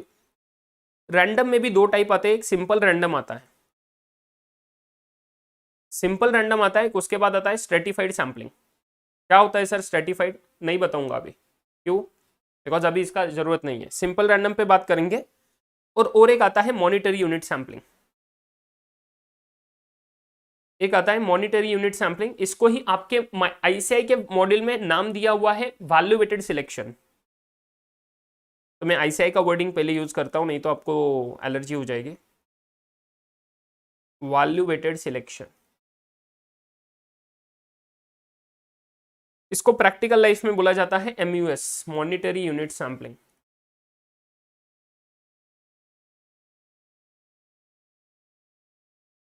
MUS मैं आपको बोलता हूँ, लॉजिक एकदम अच्छे से ध्यान देना प्लीज, एक्सप्लेन कर रहा हूँ वो क्यों इक्वल नहीं होना चाहिए, उसका मीनिंग एंड उसका पूरा लॉजिक, एंड प्रैक्टिकल में अप्लाई नहीं होगा equal chance of selection. Equal chance of selection का मतलब क्या होता है आपको समझता है क्या? इक्वल चांस ऑफ सिलेक्शन का मतलब होता है साहब प्रोबेबिलिटी हर एक किसका, मतलब मैं अगर बोलूं इक्वल चांस ऑफ सिलेक्शन, देखो एक बार लिख देता हूं, इक्वल चांस ऑफ सिलेक्शन का मतलब क्या होता है? इक्वल चांस ऑफ सिलेक्शन में अगर एग्जांपल लू 200 ट्रांजैक्शन है पॉपुलेशन में, नंबर ऑफ सैम्पलिंग यूनिट्स, भला एक सेकेंड ना, मुझे उतना ही लिख के देना था, वो चीज लिख के ले लो ना, ईच ट्रांजैक्शन को अंडरलाइन करना था और ये ईच ट्रांजैक्शन को अंडरलाइन करके यहाँ पे लिखना था सैम्पलिंग यूनिट। इसका मतलब होता है सैम्पलिंग यूनिट, हर एक ट्रांजैक्शन को सैम्पलिंग यूनिट बोलेंगे। ठीक है, इतना लिख के ले लो प्लीज, वो एक्सप्लेन कर रहा हूं मैं, इतना लिख के ले लो बस, ईच ट्रांजैक्शन को अंडरलाइन करके लिख के ले लो। No, not based on statistics Swati ji, stratified का मतलब स्टैटिस्टिक्स नहीं होता, स्ट्रेटिफाइड का मतलब स्टैटिस्टिक्स नहीं होता। ठीक है, सैम्पलिंग यूनिट लिख लिया, ईच ट्रांजैक्शन को अंडरलाइन करके डाउन एरो करके सैम्पलिंग यूनिट लिख लो, फिर नीचे आएंगे हम। इक्वल चांस ऑफ सिलेक्शन में मैं मानता हूं, मान लो सैम्पलिंग यूनिट्स कितने हैं, नंबर ऑफ सैम्पलिंग यूनिट्स मतलब समझ गए आपको कि पॉपुलेशन में कितने ट्रांजैक्शंस है, फॉर एग्जांपल 200। ठीक है, तो अभी ध्यान देना, ये 200 नंबर ऑफ ट्रांजैक्शन है। जब मैं बोलता हूं इक्वल चांस ऑफ सिलेक्शन, तो इसका मतलब क्या होता है कि सर हर एक ट्रांजैक्शन का सिलेक्शन का प्रोबेबिलिटी गाइस कितना आएगा, probability of selection of each transaction, probability of selection of each transaction, each sampling unit is how much। अरे आप लोग मुझे आंसर नहीं दोगे तो मैं मानूंगा आप लोग फाउंडेशन ठीक से पढ़े नहीं। Probability of selection of each sampling unit is how much, कितना प्रोबेबिलिटी आएगा इधर, हर एक सैम्पलिंग यूनिट का, हर एक ट्रांजैक्शन का सिलेक्शन होने का कितना प्रोबेबिलिटी बनेगा। अगर मैं इक्वल चांस ऑफ सिलेक्शन बोलता हूं तो बोलो ना, हर एक ट्रांजैक्शन का सिलेक्ट करने का प्रोबेबिलिटी कितना बनेगा। इक्वल चांस ऑफ सिलेक्शन को 2 मिनट के लिए दिमाग से बाहर निकाल दो, मुझे सिर्फ एक सिंपल आंसर दो। टोटल नंबर ऑफ ट्रांजैक्शन 200 है, मैं बोला 200 ट्रांजैक्शन का लिस्टिंग है मेरे पास, और 200 ट्रांजैक्शन के लिस्टिंग में मैंने रैंडमली कोई भी चीज करा सिलेक्ट, रैंडमली कोई भी चीज सिलेक्ट करा, ये 200 ट्रांजैक्शन है, रैंडमली कोई भी सिलेक्ट करा, तो हर एक ट्रांजैक्शन को कितना इज्जत मिलता है इसमें, वो इज्जत को बोला जाता है probability of selection of each transaction. बोलो सही है क्या, तो हर एक ट्रांजैक्शन को कितना इज्जत मिलेगा साहब, what shall be the probability of selection of each sampling unit, please 100% कैसे ना, 100% कैसे आएगा, 200 ट्रांजैक्शन है ना, परसेंटेज में थोड़ी ना आएगा, ये परसेंटेज में थोड़ी ना आएगा। 1/200 will be the probability, 1/200 will be the probability, बोलो सही है क्या, 1/200 विल बी द प्रोबेबिलिटी ना। हर एक ट्रांजैक्शन 200 में से सिलेक्ट होने का 1% नहीं बोल सकता, 1 टाइम चांस है, 1 टाइम चांस है, इक्वल चांस ऑफ सिलेक्शन आएगा ना फिर तो लॉजिकल है ना। मैं बोलूं भाई मुझे कुछ पता ही नहीं ना, ये ट्रांजैक्शन का नेचर वगैरह कुछ मैटर नहीं करता, इसका अमाउंट मैटर नहीं करता, मैंने तो सिर्फ ट्रांजैक्शन का नंबर लिया, 200 ट्रांजैक्शन का लिस्टिंग है, 1 2 3 4 5 6 7 8 9 10 अप टू 200, मैंने तो बस बोला इसमें से कोई भी रैंडमली पिक करो, तो हर एक ट्रांजैक्शन को सिलेक्शन होने का कितना चांस ऑफ सिलेक्शन है, चांस ऑफ सिलेक्शन कितना है, प्रोबेबिलिटी और चांस ऑफ सिलेक्शन कितना है, 1/200 है ना। सो ये 1/200 मतलब हर एक बंदे को अगर सेम चांस ऑफ सिलेक्शन मिलेगा तो उसको बोले इक्वल चांस ऑफ सिलेक्शन। बड़े कब होगा, जब मैं रैंडमली किसी को भी पिकअप करूंगा। अभी ध्यान देना, जब मैं बोलूं भैया ये 200 ट्रांजैक्शन का लिस्टिंग है, अभी इसी में मैं बोलूं अगर 200 ट्रांजैक्शन का लिस्टिंग है और ये 200 ट्रांजैक्शंस में से मैंने अमाउंट को कंसीडर करा, मैंने बोला भाई 200 में से ना अमाउंट को अगर मैं कंसीडर करूं तो फॉर एग्जांपल बोल रहा हूं मैं कि ये अमाउंट के बेसिस पे मैं इज्जत देना चाहता हूं, जो हायर अमाउंट है उसको ज्यादा इज्जत, लोअर अमाउंट को थोड़ा कम इज्जत। क्यों साहब ऐसा क्यों, बोलो प्लीज मुझे। हायर अमाउंट को मैं सैंपल सिलेक्शन करते समय ज्यादा इज्जत देना चाहता हूं, तो सर मैंने वेटेड एवरेज लेना है, मैं बोला कि वेट्स दिया मैंने बोला इसको मैं 0.75 का वेट दूंगा और इसको मैं 0.25 का वेट दूंगा। मैं बोलूंगा जहां पे ज्यादा अमाउंट है वहां पे मैं ज्यादा वेट दूंगा। सेकंड चीज मैंने देखा, जो भी मैं टेस्टिंग कर रहा हूं उस टेस्टिंग में इसका रिस्क ऑफ मटेरियल मिसस्टेटमेंट क्या है, रॉमम लेवल क्या है, हायर है लोअर हायर और सिग्निफिकेंट, ये चीज और सिग्निफिकेंट। एंड इसके साथ में सर कंट्रोल रिस्क असेसमेंट क्या है, सिग्निफिकेंट। उसके बाद में कंट्रोल रिस्क असेसमेंट क्या है, कंट्रोल रिलाई कर रहे या नहीं कर रहे, कर रहे या नहीं कर रहे, अभी ध्यान दो एकदम अच्छे से। उसके बाद में performance materiality, PM amount, performance materiality का अमाउंट। ये 4 फैक्टर्स है जो मैं कंसीडर करूंगा।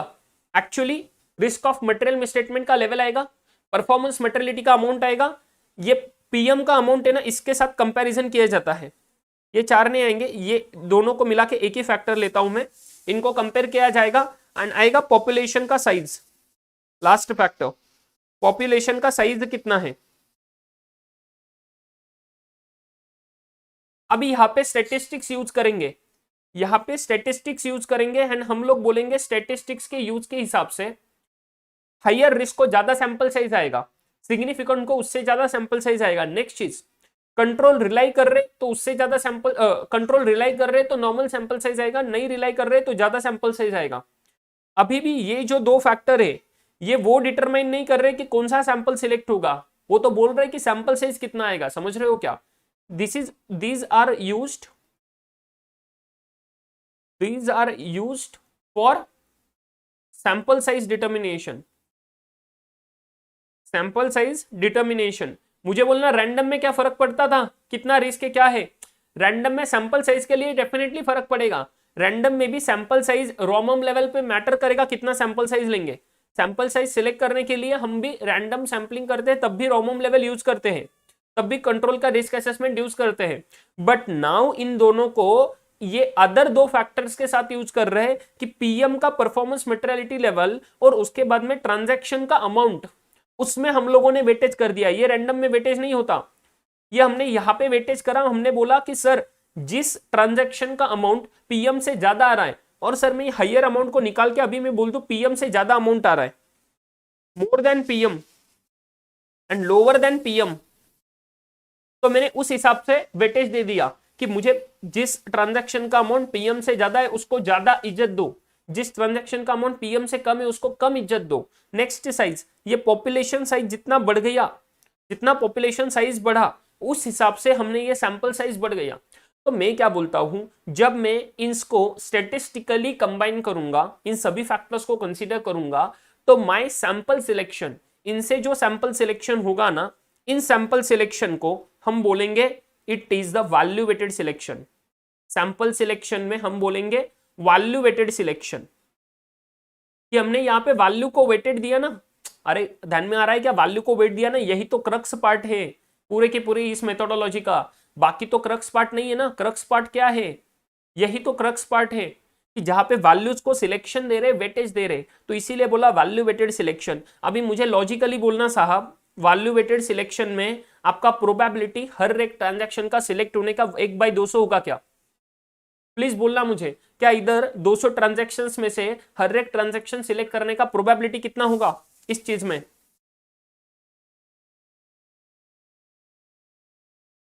Probability of selection of each sampling unit,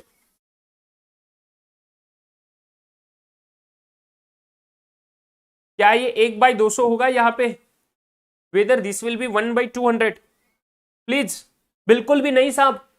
कोई जिंदगी में कोई नहीं बोल सकता कि इस सिनारियो में 1/200 रहेगा। अगर कोई बोलेगा तो उसको बोल भाई तू प्रोबेबिलिटी ठीक से नहीं पढ़ा एंड तुझे लॉजिक नहीं लगता।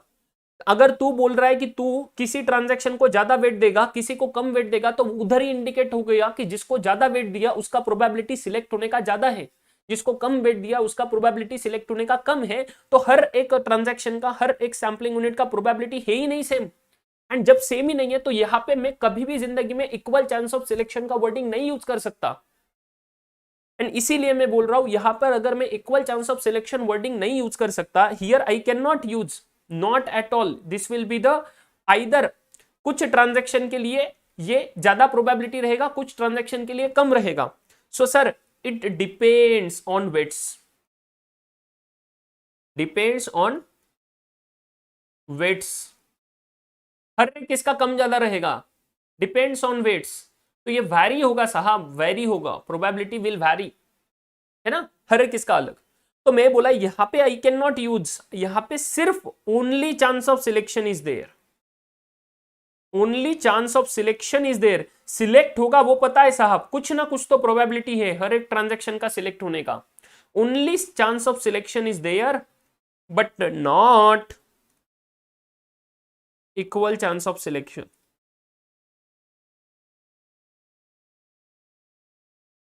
But equal chance of selection नहीं है साहब, इधर इक्वल चांस ऑफ सिलेक्शन बिल्कुल भी नहीं है। एंड मुझे बताओ यार, जब मैं बोलूं ये दो ही टाइप लिए, और भी टाइप्स आएंगे सैम्पलिंग के, मैं बोला ये दो ही टाइप लिए जो प्रैक्टिकल लाइफ में यूज किया जाता है, आपको बोलूं ये वैल्यू वेटेड सिलेक्शन जो है ना, ये यूज करा जाता है for the substantive audit procedure.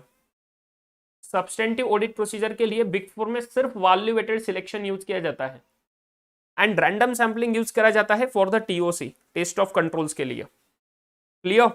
तो मैं बोलूं साहब यहां पर भी चांस ऑफ सिलेक्शन आ रहा है, बट यहां पे इक्वल चांस ऑफ सिलेक्शन आ रहा है जब मैं बोलूं simple random sampling. Simple random sampling stratified में भी इक्वल आएगा, बट वो बाद में आएगा, जैसे बोलूंगा मैं बाद में, बट सिंपल रैंडम में pure equal chance of selection आ रहा है। एंड सर यहाँ पे सिर्फ चांस ऑफ सिलेक्शन आ रहा है, ओनली चांस ऑफ सिलेक्शन आ रहा है, नॉट द इक्वल। तो भैया दोनों में से कॉमन पार्ट कौन सा है? दोनों में से कॉमन पार्ट है चांस ऑफ सिलेक्शन, तो आएगा।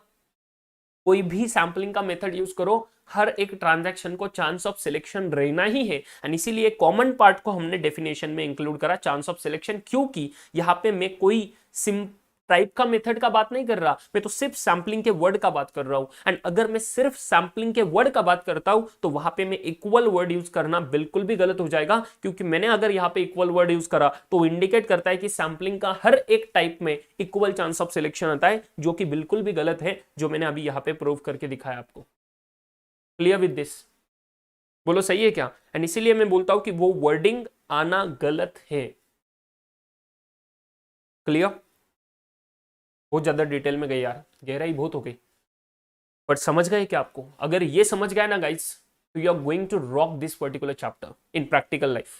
प्रैक्टिकल लाइफ मुझे एग्जाम वगैरह तो ऑब्वियसली आने ही वाला आपको ये सब चीजें, मतलब ये डाउट ही नहीं है अभी कि एग्जाम में कोई सैम्पलिंग के ऊपर क्वेश्चन आया और आप लोग आंसर नहीं कर पाए, लॉजिकली आंसर नहीं कर पाए, थोड़ा कीवर्ड्स में इधर उधर हो सकता है, वो तो आगे वाले चीजों में पता लग जाएगा, बट यहाँ पे कॉन्सेप्चुअली क्लियर होना बहुत ज्यादा जरूरी, because this is one of the most important and practical chapter which I believe you must be cleared about.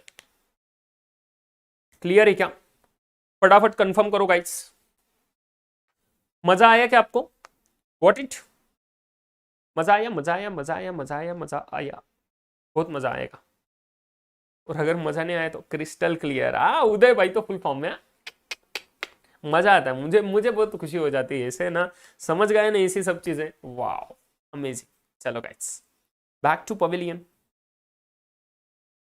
तो इसीलिए मैंने have a sense of selection लिखा है गाइस। आप लोगों का ये डेफिनेशन हो गया होगा लिख के, ठीक है? ये एग्जांपल वगैरह मत लिखना, यहाँ पे लॉजिक वगैरह इतना लिखते जाओगे ना तो आपका शॉर्ट नोट्स नहीं रहेगा वो, ठीक है? तो एग्जांपल मत लिखना, भले ही मैं ये तो एनीवेज इधर ही ऐसे ही रखने वाला हूं, तो आप लोग कभी भी इसको पीडीएफ को रेफर कर पाओगे, उसका दिक्कत नहीं है, ठीक है? चलो guys come on next. In order to provide the auditor with the reasonable basis, in order to provide the auditor with a reasonable basis on which to draw conclusions about the entire population. समझे क्या? Clear with this? क्या sir audit sampling क्या है, फटाफट से clear कर लो last time.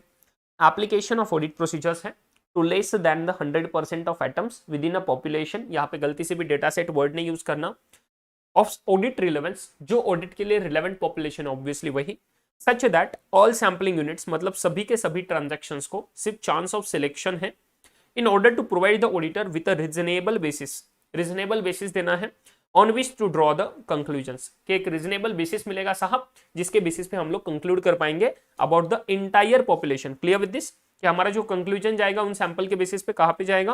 पूरे के पूरे पॉपुलेशन पे। बोलो क्लियर है? शिवानी जी आपका रिस्पॉन्स नहीं मिल रहा है, are you clear with this? आपने क्वेश्चन पूछा था ना इक्वल को क्यों कट किया, समझा क्या आपको? बोलो ना प्लीज, बोल नहीं रहे हो आप, ठीक है? चलो next, objective of the auditor. The objective क्या है सर जी यहाँ पे ऑडिटर का? The objective of the auditor when using the audit sampling is to provide a reasonable basis for the auditor to draw the conclusions about the population for which the sampling, from which the sample is selected. जिस population से sir sample select करा उस population पे हमने conclusion draw करना है and उस conclusion draw करने के लिए हमारे पास एक रीजनेबल बेसिस होना चाहिए, एंड वो रीजनेबल बेसिस क्या है साहब? सैंपलिंग है। बोलो clear? Yes, clear. Next, population क्या होता है? ये पॉपुलेशन का वर्डिंग का meaning, this is the entire set of data, this is the entire set of data from which the sample is selected and about which the auditor wishes to draw the conclusions. Clear?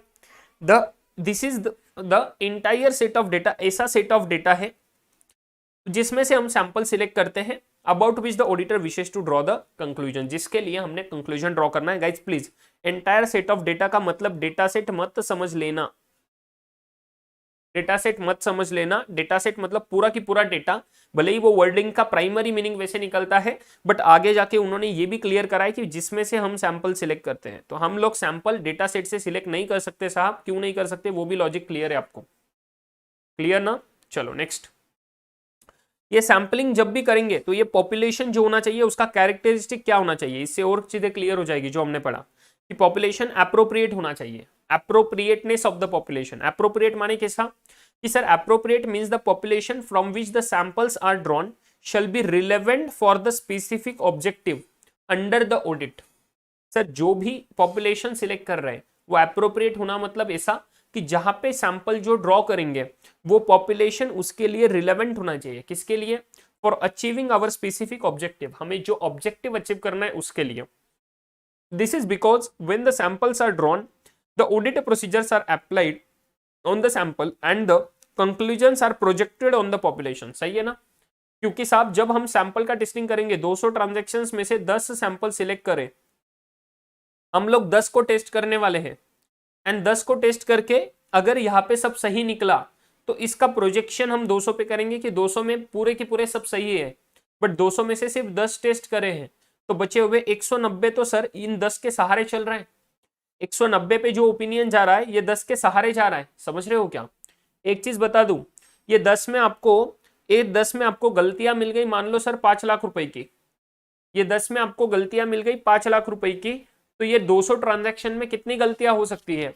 इसका simple average किया जाता है mathematics के हिसाब से कि 10 में अगर सर सैंपल क्या बोला, सॉरी, सिंपल एवरेज करा जाता है कि सर 5 लाख रुपए की गलतियां अगर 10 ट्रांजैक्शन में रहेगी तो सर 200 में कितनी?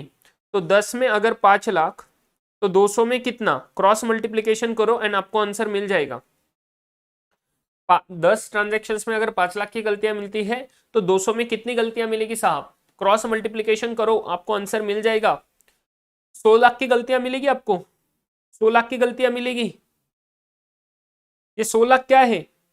Then we will again select samples. No no no no no no, again sample, चलो वो तो बात अलग है, एडिशनल सैंपल्स वगैरह सिलेक्ट करना that is okay, but primary level पे जब भी हमारा फाइनलाइजेशन होता है कि ये जो सैंपल्स में हमने 5 लाख का मिस स्टेटमेंट आइडेंटिफाई करा, ये हुआ मिस स्टेटमेंट, ठीक है, एंड ये मिस स्टेटमेंट वो है, सॉरी ऊपर जाता हूं फिर से, ये हुआ मिस स्टेटमेंट, एंड ये जो मिस स्टेटमेंट है ना ये अनकरेक्टेड है। गाइज ये आगे आने वाला हुई है, थोड़ा एडवांस लेवल का पार्ट है, बट मुझे बस थोड़ा लॉजिक के साथ करेक्ट करना था इसीलिए। तो मैंने क्या बोला कि ये अनकरेक्टेड मिस स्टेटमेंट है, ऐसी मिस स्टेटमेंट की जो मैनेजमेंट ने करेक्ट नहीं करी। जो मैनेजमेंट ने अगर करेक्ट नहीं करी तो मैं मैनेजमेंट को बोल दिया भाई देख ले तू, अगर तू इसको करेक्ट नहीं कर रहा है तो मैं इसको प्रोजेक्ट करूंगा पूरे के पूरे पॉपुलेशन लेवल पे, एंड मेरे पॉपुलेशन लेवल पे प्रोजेक्शन आ रहा है 100 लाख का, एंड फिर मैं इसको कंपेयर करूंगा with the PM, compare with PM, and अगर ये मटेरियल रह जाता है, अगर ये मटेरियल रह जाता है तो इसका इंपैक्ट आएगा ऑडिट ओपिनियन पे। लॉजिकल है। अभी ध्यान देना, क्या जरूरी है क्या कि 10 में 5 लाख होना मतलब पूरे के पूरे 200 में 100 लाख का होगा? क्या 10 में 5 लाख होने का मतलब ऐसा थोड़ी ना होता है कि 200 में 100 लाख होना, बट हम कुछ नहीं कर सकते, इनहेरेंट लिमिटेशन ऑफ ऑडिट है। अगर हम सर ये 200 ट्रांजैक्शन नहीं टेस्ट कर सकते, इसी के लिए तो 10 को चेक किया, एंड 10 पे जो गलती आई मान लिए कि that is simply average of all the misstatements, and वो मानना तो हमारा हक बनता है ना साहब, due to inherent limitation of audit. Sir अगर हम लोग मान रहे हैं कि अगर हम लोग मान रहे हैं कि 10 में 5 लाख है तो हमें यह भी मानना पड़ेगा कि 200 में एग्जैक्टली उसी लेवल पे सिंपल एवरेज करके 100 लाख का मिस स्टेटमेंट हो सकता है। एक्चुअल में 100 लाख से कम भी हो सकता है एंड 100 लाख से ज्यादा भी हो सकता है। सर 100 लाख से कम हुआ तो हमारा ऑडिट ओपिनियन जो जाएगा वो बहुत ही ज्यादा कंजर्वेटिज्म अप्रोच जाएगा। समझ गए?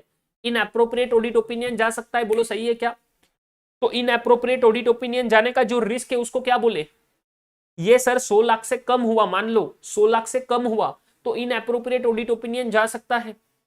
फुकट का हम क्वालिफाइड बोल देंगे, फुकट का हम क्वालिफाइड बोल देंगे, मुझे बोलना फुकट का हम क्वालिफाइड बोल देंगे 100 लाख को मटेरियल मान के, बट एक्चुअल में 200 में मान लो सर सिर्फ 20 लाख की गलती है।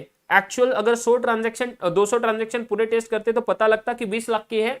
वो तो दुर्दैव कंपनी का है, वो तो कंपनी का नसीब खराब है जिसको सर ये 10 में से 5 लाख निकल गए, बट एक्चुअल में देखे तो सिर्फ 20 लाख की है एंड ये 20 लाख मटेरियल नहीं है। तो हमने तो 100 लाख कंसीडर करके मटेरियल ओपिनियन दे दिया एंड ये वाला जो पार्ट है ना, ये वो ऑडिट रिस्क जो था हमारा इनएप्रोप्रिएट ऑडिट ओपिनियन जाने का, बट जो पार्ट ऑडिट रिस्क में कवर नहीं होता, बोलो सही है क्या?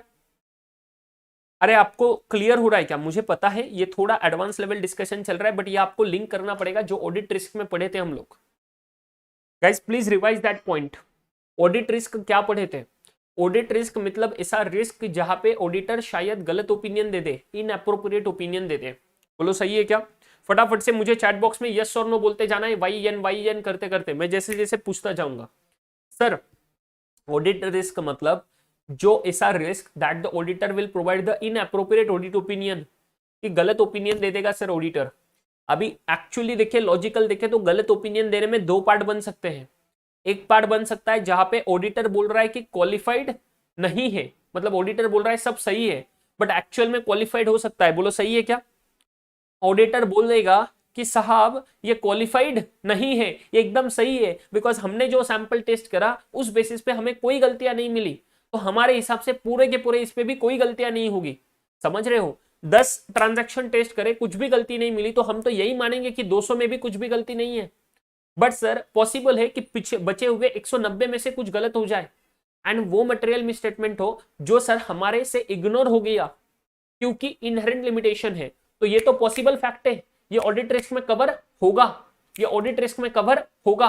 बट सर एक सेकंड पॉसिबल फैक्ट है कि ऑडिटर बोल देगा, क्या बोल देगा? ऑडिटर बोल देगा कि भाई ये तो गलत है, ये तो मटेरियल मिसस्टेटमेंट है। क्यों? बिकॉज सर इसने 5 लाख का टेस्टिंग करा था, सॉरी इसने 10 ट्रांजैक्शन टेस्ट करे थे, उसमें से उसको 5 लाख का मिसस्टेटमेंट मिल गया जो अनकरेक्टेड था एंड उसने प्रोजेक्ट कर दिया सीधा 200 ट्रांजैक्शंस पे, तो उसका बना 100 लाख रुपए। और ये 100 लाख उसको मटेरियल लगा क्योंकि उसने परफॉर्मेंस मटेरियलिटी से कंपेयर किया और इस बेसिस पे ऑडिट ओपिनियन उसका मॉडिफाई हो गया। बट अगर एक्चुअली 200 ट्रांजैक्शन टेस्ट करते तो वो 20 लाख ही रहता, जो मटेरियल नहीं रहता, तो ऑडिट ओपिनियन मॉडिफाइड होना नहीं बनता। तो जहां पे ऑडिटर बोल रहा है कि क्वालिफाइड है, मॉडिफाइड है, बट एक्चुअल में अगर पूरा की पूरा टेस्टिंग करे तो मॉडिफाइड नहीं है, तो ये जो गलत टाइप का ओपिनियन जा सकता, ये मैनेजमेंट कभी एक्सेप्ट करेगा क्या? मैनेजमेंट बोलेगा भाई पागल हो गया तुम, करो तुम 200 ट्रांजैक्शन को टेस्ट, हम मान ही नहीं वाले, हम मानने ही नहीं वाले कि ये गलत हो रहा है। तो एक्चुअली में ये अनकरेक्टेड मिसस्टेटमेंट प्रोजेक्शन के बाद आता है 100 लाख, तो मैनेजमेंट को हम बोलते हैं भाई तुम ये 100 लाख को इधर कम करो, हमें प्रूफ करो, नहीं तो आप इसका एंट्री लो अकाउंटिंग में रेक्टिफिकेशन का, और सर प्रोविजन कुछ तो डिस्क्लोजर दो, सब चीजें करनी पड़ेगी, अकाउंटिंग में एंट्री लेना पड़ेगा, तभी बात बनेगा, नहीं तो नहीं बनेगा। बट सर ये तो इनएप्रोप्रिएट ऑडिट ओपिनियन हुआ ना, कि ऑडिटर बोल रहा है क्वालिफाइड बट एक्चुअल में तो क्वालिफाइड नहीं है साहब। ऑडिटर बोल रहा है मॉडिफाई करो ओपिनियन को, बट एक्चुअल में मॉडिफाई नहीं करने की जरूरत, but this is also the possible. But ये जो पॉसिबिलिटी है ये रेयरेस्ट सिचुएशन में आएगा। क्यों ये पॉसिबिलिटी रेयरेस्ट सिचुएशन में क्यों आएगा? बिकॉज मैनेजमेंट क्या चुप बैठा है क्या? मैनेजमेंट चुप बैठा है? मैनेजमेंट थोड़ी ना मानेगा ये 100 लाख के मिसस्टेटमेंट को, मैनेजमेंट तो नहीं मानेगा ना साहब। और मैनेजमेंट नहीं मानेगा तो management will try to prove that कि ये 100 लाख नहीं है, एंड इसीलिए ऑडिट ओपिनियन मॉडिफाई होने तक की नौबत आएगी क्या? मुझे बोलना, ऑडिट ओपिनियन मॉडिफाई होने तक की नौबत आएगी क्या यहाँ पे इस सिनारियो में? बिल्कुल भी नहीं, क्योंकि मैनेजमेंट मानेगा ही नहीं, मैनेजमेंट थोड़ी ना मॉडिफाई होने देगा, बिकॉज वो तो सो मच कॉन्फिडेंट है, वो तो 100% कॉन्फिडेंट है कि ये 20 लाख का मटेरियल मिसस्टेटमेंट, ये जो 200 लाख 100 लाख का दिखा रहे ये गलत है, एक्चुअल में इतना नहीं है। तो मैनेजमेंट तो मानने नहीं वाला, and if the management is not going to accept that thing, we will not be going to provide that opinion modified वाला। Management will try to prove us wrong, वो हमें गलत साबित करके दिखाएगा, एंड वो गलत साबित करके दिखाएगा तो ये रेयरेस्ट सिचुएशन बन जाएगा, एंड इसीलिए तो हम इसको ऑडिट रिस्क में कवर नहीं करते थे गाइस। कम ऑन, समझ रहे हैं क्या आपको? हमने कवर करा था ये चीज, जो सेकंड वाला पार्ट है कि ऑडिटर मॉडिफाइड देगा, बट एक्चुअल में मॉडिफाइड ना हो, ऑडिटर ने ओपिनियन गलत दे दिया, तो वहां पे दो रीजन बोले थे मैंने वो पढ़ते समय। पहला, ऑडिटर को गलत इंफॉर्मेशन मिल गया मैनेजमेंट से, समझ रहे हो क्या? एंड सेकंड चीज, ऑडिटर के पास दिमाग नहीं है। अभी थर्ड वाला पार्ट इधर समझ लेना, and this is most practical, ये मैं चीज वहां पे नहीं समझा सकता था।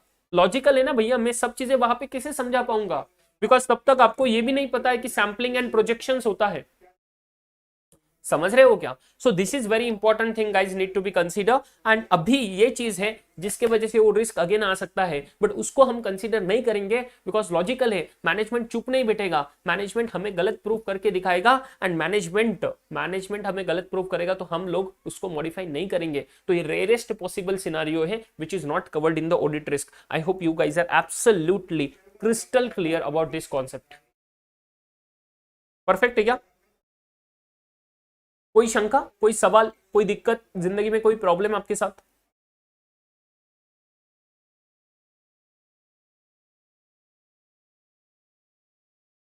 ये ब्लर क्यों हो रहा है? इसको पसंद नहीं आ रहा कि मैं इतना पढ़ा रहा हूं दिल से? पागल हो गए क्या भाई? आ जा रहे अपने अंदाज में। माय गॉड, अजीब ही यार ये आपके टाइम ही तकलीफ देता है मुझे, ऐसे तो कभी तकलीफ नहीं देता है। ठीक है, उसकी इच्छा नहीं है, हम लोग भी क्या कर सकते हैं। Clear, perfect. चलो ये तो पॉइंट क्लियर हो गया साहब, अभी हम बढ़ेंगे आगे। अरे यार एक सेकंड होल्ड करो यार,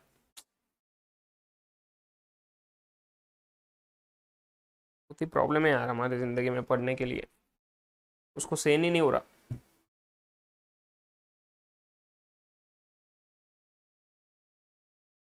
ओ my god, I guess it's your network.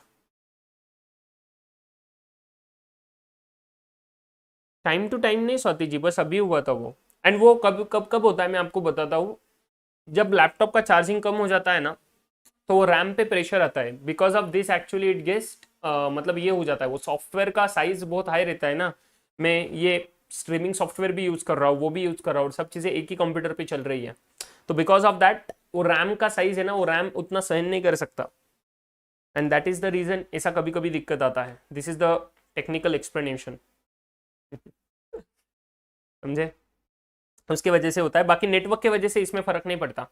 Network के वजह से ना सिर्फ स्ट्रीमिंग क्वालिटी में फर्क पड़ता है, जो स्ट्रीमिंग क्वालिटी में हमारे यहाँ अभी फर्क नहीं पड़ा, ठीक है ना। ये वो सॉफ्टवेयर का इशू था। अभी चलो फटाफट क्लियर है। When you were explaining then too, मैं जब एक्सप्लेन कर रहा था तब फिर आपने ऑटो करके रखा होगा, आपने ना स्ट्रीमिंग क्वालिटी, आपका वीडियो क्वालिटी ऑटो पे रखा होगा, तो शायद है ना आपके नेटवर्क के हिसाब से वो स्ट्रीमिंग क्वालिटी को एडजस्ट करेगा आपके यूट्यूब पे, तो वो ऑटो मत करना कभी भी प्लीज, नहीं तो फिर वो एडजस्ट होते जाएगा। बिकॉज अभी तक है ना स्ट्रीमिंग क्वालिटी में कुछ भी फर्क नहीं पड़ा है। यूट्यूब पे बहुत रेयरली मुझे वो दिक्कत आती है, ठीक है। चलो कम ऑन गाइस, सो हमने ये पढ़ लिया। अप्रोप्रिएटनेस समझ गए आपको। नेक्स्ट कंप्लीटनेस होना चाहिए सब पॉपुलेशन, ये तो लॉजिकल है यार सबसे चीजें, कि पॉपुलेशन कंप्लीट होना चाहिए, अप्रोप्रिएट होना चाहिए, कंप्लीट होना चाहिए, एंड रिलायबल भी होना चाहिए। अप्रोप्रिएट समझ गए आपको। कंप्लीटनेस तो समझता है कि अधूरा आधा अधूरा नहीं होना चाहिए, रिलायबल होना चाहिए, हम उस पर भरोसा कर सके। एंड देन उसके बाद में सैम्पलिंग यूनिट क्या रहता है? सैम्पलिंग यूनिट का मतलब क्या होता है? सैम्पलिंग यूनिट मतलब the individual atoms that make up the population are known as the sampling units. बोलो सही है क्या? Audit procedures are applied on these units and the conclusions drawn from them are projected on the population. Audit procedure apply करते इन sampling unit पे, मतलब उन transaction पे, बोलो सही है क्या? एंड कंक्लूजन जो उससे ड्रॉ होते हैं वो प्रोजेक्ट करते हैं हम लोग पॉपुलेशन पे। ये आगे जाके मैं बताने वाला हूँ आपको डिटेल में, ये प्रोजेक्शन वगैरह क्या होता है। ये मैं आपको बताने वाला हूँ कि ये प्रोजेक्शन क्या होता है। इसमें से ना प्रोजेक्टेड मिसस्टेटमेंट आता है, फिर इसमें एनोमलस आता है, नॉन एनोमली आता है, वो सब चीजें ना बहुत इंपॉर्टेंट है। उसके ऊपर एक बहुत बढ़िया केस सिनारियो आईसीआई ने बनाया, तो वो केस सिनारियो भी हम with in the class he discuss करेंगे। बहुत बढ़िया केस सिनारियो है, ठीक है।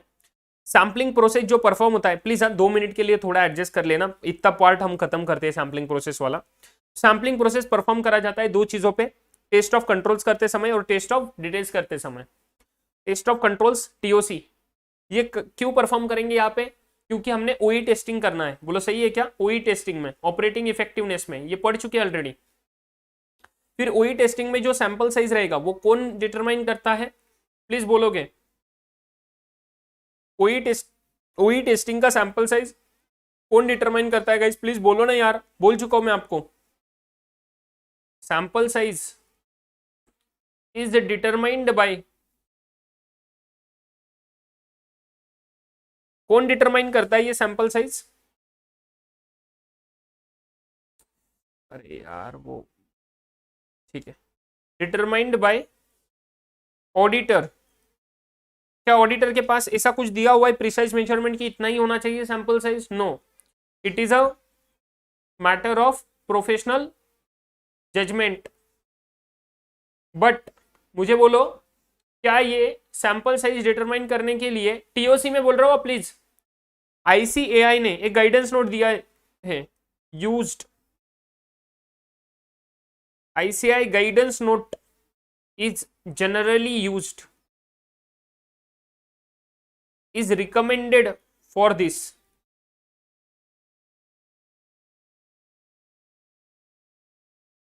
determination। समझे? ऑडिटर सैंपल साइज डिटरमाइन करता है सर ओई में कितने सैंपल्स टेस्ट करने चाहिए, और इसका पर्पस क्या रहता है?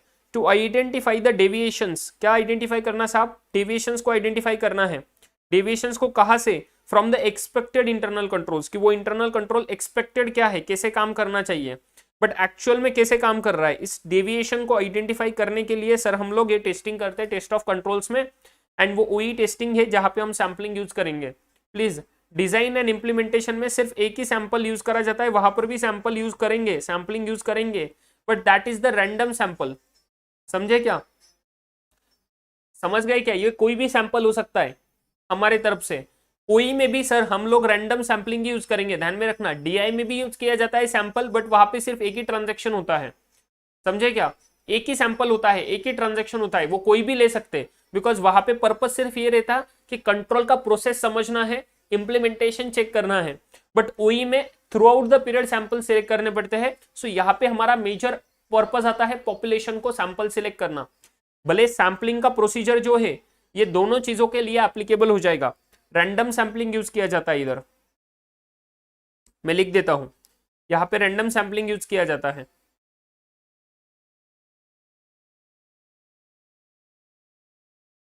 रैंडम सैंपलिंग इज यूज्ड, और थोड़ा क्लियर कर दूं और ज्यादा तो सिंपल रैंडम सैंपलिंग यूज किया जाता है यूजुअली।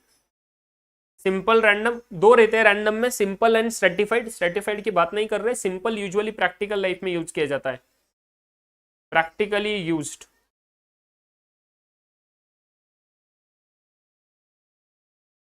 ठीक है, स्मॉल साइज में तो सभी चीजों के लिए प्रैक्टिकली रैंडम सैंपलिंग यूज किया जाता है। स्मॉल साइज में सभी जगह पे रैंडम सैंपलिंग यूज करते हैं अपने मन की मर्जी। हैप्पैजार्ड सैंपलिंग भी यूज होता है वहां पर, तो आपको रियली बताओ तो मैं हैप्पैजार्ड क्या होता है वो भी बात करेंगे बाद में, वो एक टाइप रहता है। नेक्स्ट, टेस्ट ऑफ डिटेल्स में भी सर सैंपलिंग यूज किया जाता है। टेस्ट ऑफ डिटेल्स माने पता है ना आपको, validity, accuracy and completeness of accounting data. इसका मतलब क्या रहता है? डेविएशंस नहीं गाइस, यहाँ पे डेविएशन का वर्ड था, यहाँ पे आएगा मिस स्टेटमेंट्स। हमें यहाँ पे मिस स्टेटमेंट्स को पता लगाना है of the account balance and class of transaction. बोलो सही है क्या? तो मिस स्टेटमेंट्स को पता लगाने के लिए हम लोग यहाँ पे सैंपलिंग कर रहे हैं टेस्ट ऑफ डिटेल्स में। ये दो वर्ड्स बहुत अच्छे से ध्यान में रखना, टीओसी में डेविएशन, यहाँ पे misstatement. And this is how guys, एक basic to the sampling we are done with right now. पूरा बेसिक्स ऑफ सैंपलिंग हमारा खत्म हो गया है। अभी कल हम पढ़ेंगे अप्रोच क्या होते हैं सैंपलिंग के। दो अप्रोच आते हैं, स्टैटिस्टिकल, एक ओवरव्यू दे रहा हूं कल का, स्टैटिस्टिकल, नॉन स्टैटिस्टिकल। स्टैटिस्टिकल में कुछ मेथड्स आते हैं, नॉन स्टैटिस्टिकल में कुछ मेथड आते हैं। ठीक है, एंड सर इस मेथड्स के हिसाब से हम लोग आगे पढ़ते जाएंगे मेथड्स ऑफ सैंपलिंग क्या होता है। ठीक है, ये बहुत थ्योरेटिकल क्वेश्चन है, फैक्टर्स, एडवांटेजेस वगैरह। ठीक है, आप लोगों को एक होमवर्क देता हूं, ये फैक्टर्स है ना, एक बार होमवर्क है, पढ़ के आना बस। फैक्टर्स एंड एडवांटेज बस एक बार रीडिंग करना है, होमवर्क क्या है, सिर्फ रीडिंग करना है। ये बहुत थ्योरेटिकल है एंड आज का जितना डिस्कशन हुआ उस बेसिस पे आपको समझ जाएगा, इसलिए बोल रहा हूँ। भले ही हम कल इस पे डिस्कशन करने वाले, बट होमवर्क है सिर्फ ये 2 पॉइंट रीड करने हैं, ठीक है। बाकी सैम्पलिंग का प्रोसेस क्या है वो सब चीजें हमें ना कल कवर करेंगे। सैम्पलिंग का process, stratification and sample size क्या होता है, ये सैंपल साइज हमने कर चुके हैं ना क्या होता है, बट उसका डिस्कशन हमें करना बहुत ज्यादा जरूरी है, समझे क्या। ये बहुत इंपॉर्टेंट पार्ट आने वाला है। ये मेथड्स ऑफ सैंपल सिलेक्शन, इसमें स्टैटिस्टिकल के कौन से मेथड्स है, रैंडम में सिंपल रैंडम आता है, स्ट्रेटिफाइड आता है। सिंपल रैंडम को समझ लिया आज। इंटरवल सैम्पलिंग ये होता है सिस्टमैटिक वे में। मॉनिटरी यूनिट सैम्पलिंग होता है, इसको ही बोले value weighted selection, VWS। And उसके बाद में हैप्पैजार्ड सैम्पलिंग यानी होता है ब्लॉक सैम्पलिंग। ये 5 वेज होते हैं। ये 2 वेज आते हैं नॉन स्टेटिस्टिकल में, नॉन स्टैट, एंड ये ऊपर के 3 वेज आते हैं। ये 3 मतलब एक्चुअल में 4 हो जाएगी, बिकॉज पहले इसमें 2 अलग है, तो इसको सबको मिलाएं, इसको बोलते हैं स्टेटिस्टिकल। इसमें सबको है ना स्टेटिस्टिक्स यूज किया जाएगा। इसमें 2, इसमें कोई स्टेटिस्टिक्स नहीं है, सिर्फ सर आपकी दिल है, दिल इन्वॉल्व है। एंड फिर बाद में रिस्क वगैरह बात करेंगे। बहुत अच्छे तरीके से ये चैप्टर को पढ़ना है, अच्छे से ध्यान रखो अपना, खुद का, अपने फैमिली का। मिलेंगे कल के सेशन में, एकदम अच्छे से पढ़ेंगे, इस चैप्टर को कंटिन्यू करेंगे। Today session was on point. अरे ये प्रैक्टिकल चीजें होती है ना, अभी थियोरेटिकल चीजें में आपको थोड़ा बोर होने ही वाला है, मुझे समझता है वो चीजें, बट क्या करूँ ना, I am trying my best कि आपको हर जगह पे प्रैक्टिकलिटी दूं, बट कई कई जगह पे नहीं दे सकता। वैसे कल मैं यहाँ पे 2 प्रैक्टिकलिटी नहीं दे पाऊंगा, ये 2 चीजों पे प्रैक्टिकलिटी नहीं दे पाऊंगा। ये फैक्टर्स पे जरूर दे पाऊंगा, बट ये एडवांटेजेस पे वगैरह सिंपल समझने वाली चीजें जनरलिस्टिक है। एंड अभी तक जितना पार्ट हुआ ना उसमें से कई सारा पार्ट ऐसे ही था जो थ्योरेटिकल बेस्ड था, फिर भी हमने ट्राई करा उस पर प्रैक्टिकलिटी लेने का। But thanks a lot for your feedback and definitely we will try and I will try my best कि आपका हर एक सेशन ऐसा ऑन पॉइंट रहे, है ना। चलो, thanks a lot again for that comment. चलो गाइस, ऐसे ही आगे बहुत मजा आने वाला है सभी चीजों के लिए, अमेजिंग लगेगा आपको, बिकॉज इसके बाद में एक प्रैक्टिकलिटी का वर्ल्ड शुरू हो जाएगा। कंपनी ऑडिट बहुत अमेजिंग रहने वाला। Audit of items of financial statements another level, because वो पूरा प्रैक्टिकल चैप्टर है, पूरा की पूरा प्रैक्टिकल चैप्टर है। उसके बाद में ऑडिट रिपोर्ट पूरा की पूरा प्रैक्टिकल चैप्टर है। उसके बाद में ये जो एनालिटिकल प्रोसीजर आएगा अगेन पूरा की पूरा प्रैक्टिकल चैप्टर है। ये चारों चैप्टर अमेजिंग एट, मतलब उसका कुछ लेवल ही नहीं रहेगा। And that is the most important chapters in practical life. ये जो बैकग्राउंड था ना, ये बैकग्राउंड बहुत ज्यादा इंपॉर्टेंट है, बट ये सब चीजें समझने के लिए वो बैकग्राउंड इंपॉर्टेंट है, ये ध्यान में रखना। क्लियर। फिर बाद में एक आएगा, लास्ट वाला चैप्टर आएगा, ऑडिट ऑफ अलग अलग हॉस्पिटल का कैसे करेंगे, एजुकेशनल वगैरह, उसमें भी आपको है ना सब नॉलेज यूज करना है पहले का, एंड जनरलिस्टिक लेवल पे बहुत सारी बातें होगी। ठीक है, चलो गाइस कम ऑन, तो मिलते हैं कल के सेशन में मॉर्निंग 9:30 AM। अच्छे से ध्यान रखना अपना, खुद का, अपने फैमिली का, एंड साहब अच्छे से पढ़ाई करते रहना। आज वैसे तो 12 तारीख है साहब, एंड आज का आपका चैप्टर नंबर 3 का टेस्ट था। अगर आप लोग भूल गए होंगे तो बताना मुझे। आज चैप्टर नंबर 3 का टेस्ट है, मुझे फटाफट से कंफर्म करो क्या आपको आज टेस्ट देना है क्या चैप्टर नंबर 3 का, आप लोगों का पढ़ाई हो गया क्या। तो मैं तो क्वेश्चन पेपर अपलोड कर दूंगा, आप लोग चैप्टर 3 का आज टेस्ट दोगे क्या, फटाफट से कंफर्म करो मुझे। Wait sir, I am watching. ठीक है ना शिवानी जी, आप देख लो लेक्चर, कोई दिक्कत नहीं है, ये अनलिस्टेड ही रहेगा कुछ समय तक डेफिनेटली, तो डोंट वरी अबाउट इट। अब देखो लेक्चर, बोलो फटाफट, आज टेस्ट देना है क्या चैप्टर नंबर 3 का। देना ही पड़ेगा, ऑप्शन नहीं आपके पास। चलो मैं क्वेश्चन पेपर अपलोड कर दूंगा, ट्राई करना। बस ऐसा नहीं है कि देना ही पड़ेगा, क्योंकि आपका पढ़ाई होके देना इंपॉर्टेंट है, बस देना है इसलिए मत दो, प्लीज पढ़ाई करो पहले एंड फिर टेस्ट दो। मेरे पास क्वेश्चन पेपर रेडी है, अगले मतलब मैं 10 मिनट में चाहे तो लेक्चर के बाद ही अपलोड कर देता हूँ, बट प्लीज ओपन करके मत देखना, पहले पूरी पढ़ाई करो एंड फिर उसको सॉल्व करना, फिर उसको लिखना। ठीक है, चलो गाइस, तो मिलेंगे कल। Take care of yourself and bye bye.